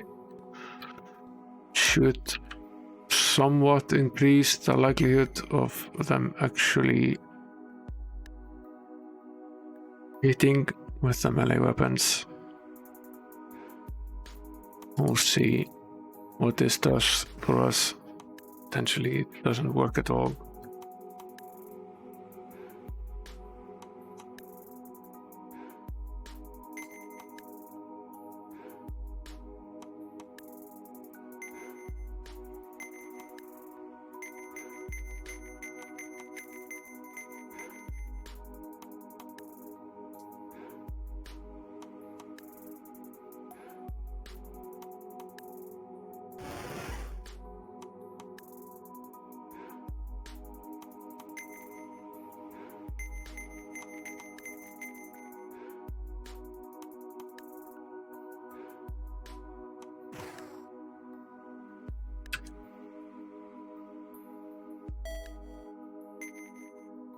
But it leaves us with 80. Leaves us with only 80 points, spell points, which are severely limiting. And reduces the clerical spell points down to about 140, which is also very limited.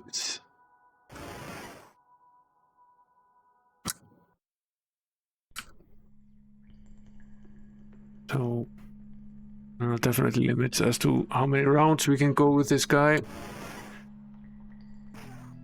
But potentially we stand a slightly better chance by doing it like this than we would have.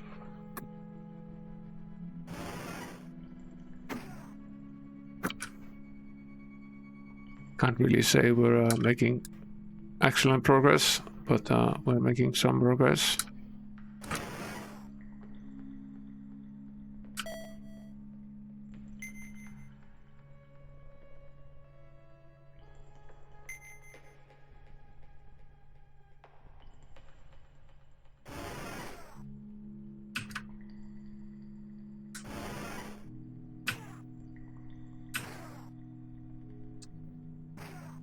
Nope. Okay, this guy is tough. He's really tough. That's not the way. That's oops. Let's see if we approach him and use the see if we can find the weakness with a dragon breath. There's a chance that we can take him down using that spell. If he's more vulnerable to some of the elements than others. Okay, what we'll do right now is we'll use the shield, but we won't only use it on the sorcerer. And we'll bless, but we'll only bless this one guy. And then we go into battle again. Final attempt of the night. If this doesn't work, I'm going to find someone to raid and attempt this again next Saturday in part 9 of this playthrough.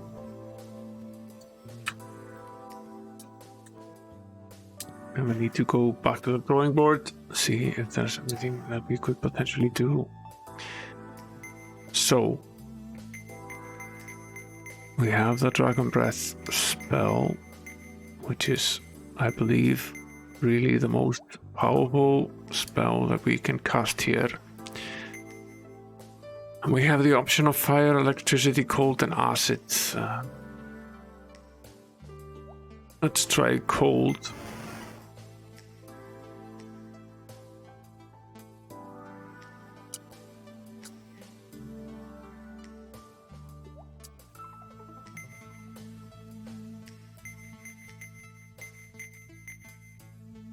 Let's cast the identify monster. Okay, that's great. He has a 948 hit points remaining. He has 2 attacks and an armor class of 35. This is basically monstrosity of an enemy here.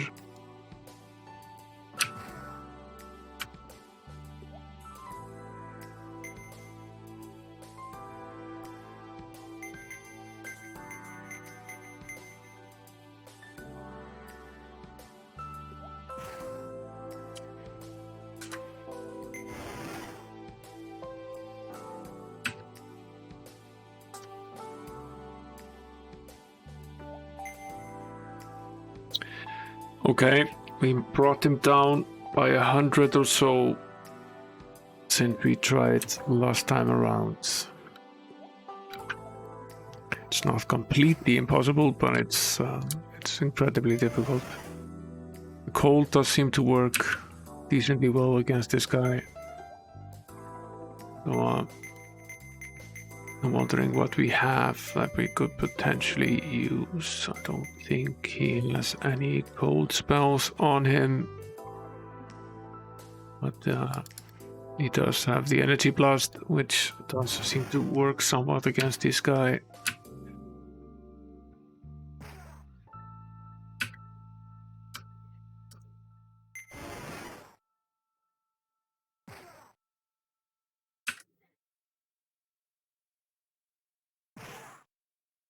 Ouch.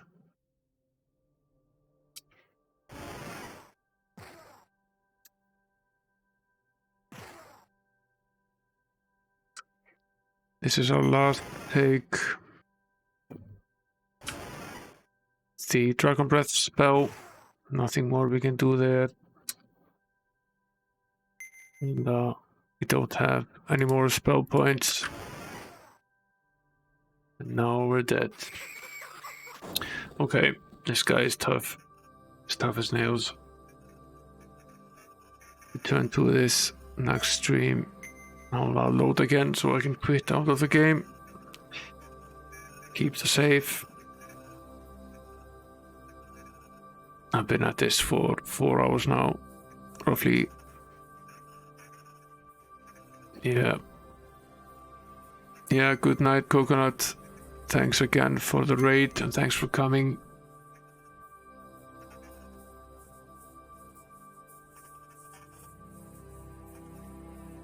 Okay, we managed to exit the game gracefully, at least. That's good.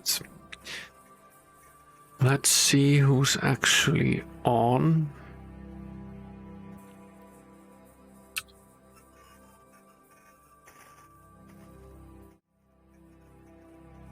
See who's actually on. Ash is on. She just went live. Let's rate Ash.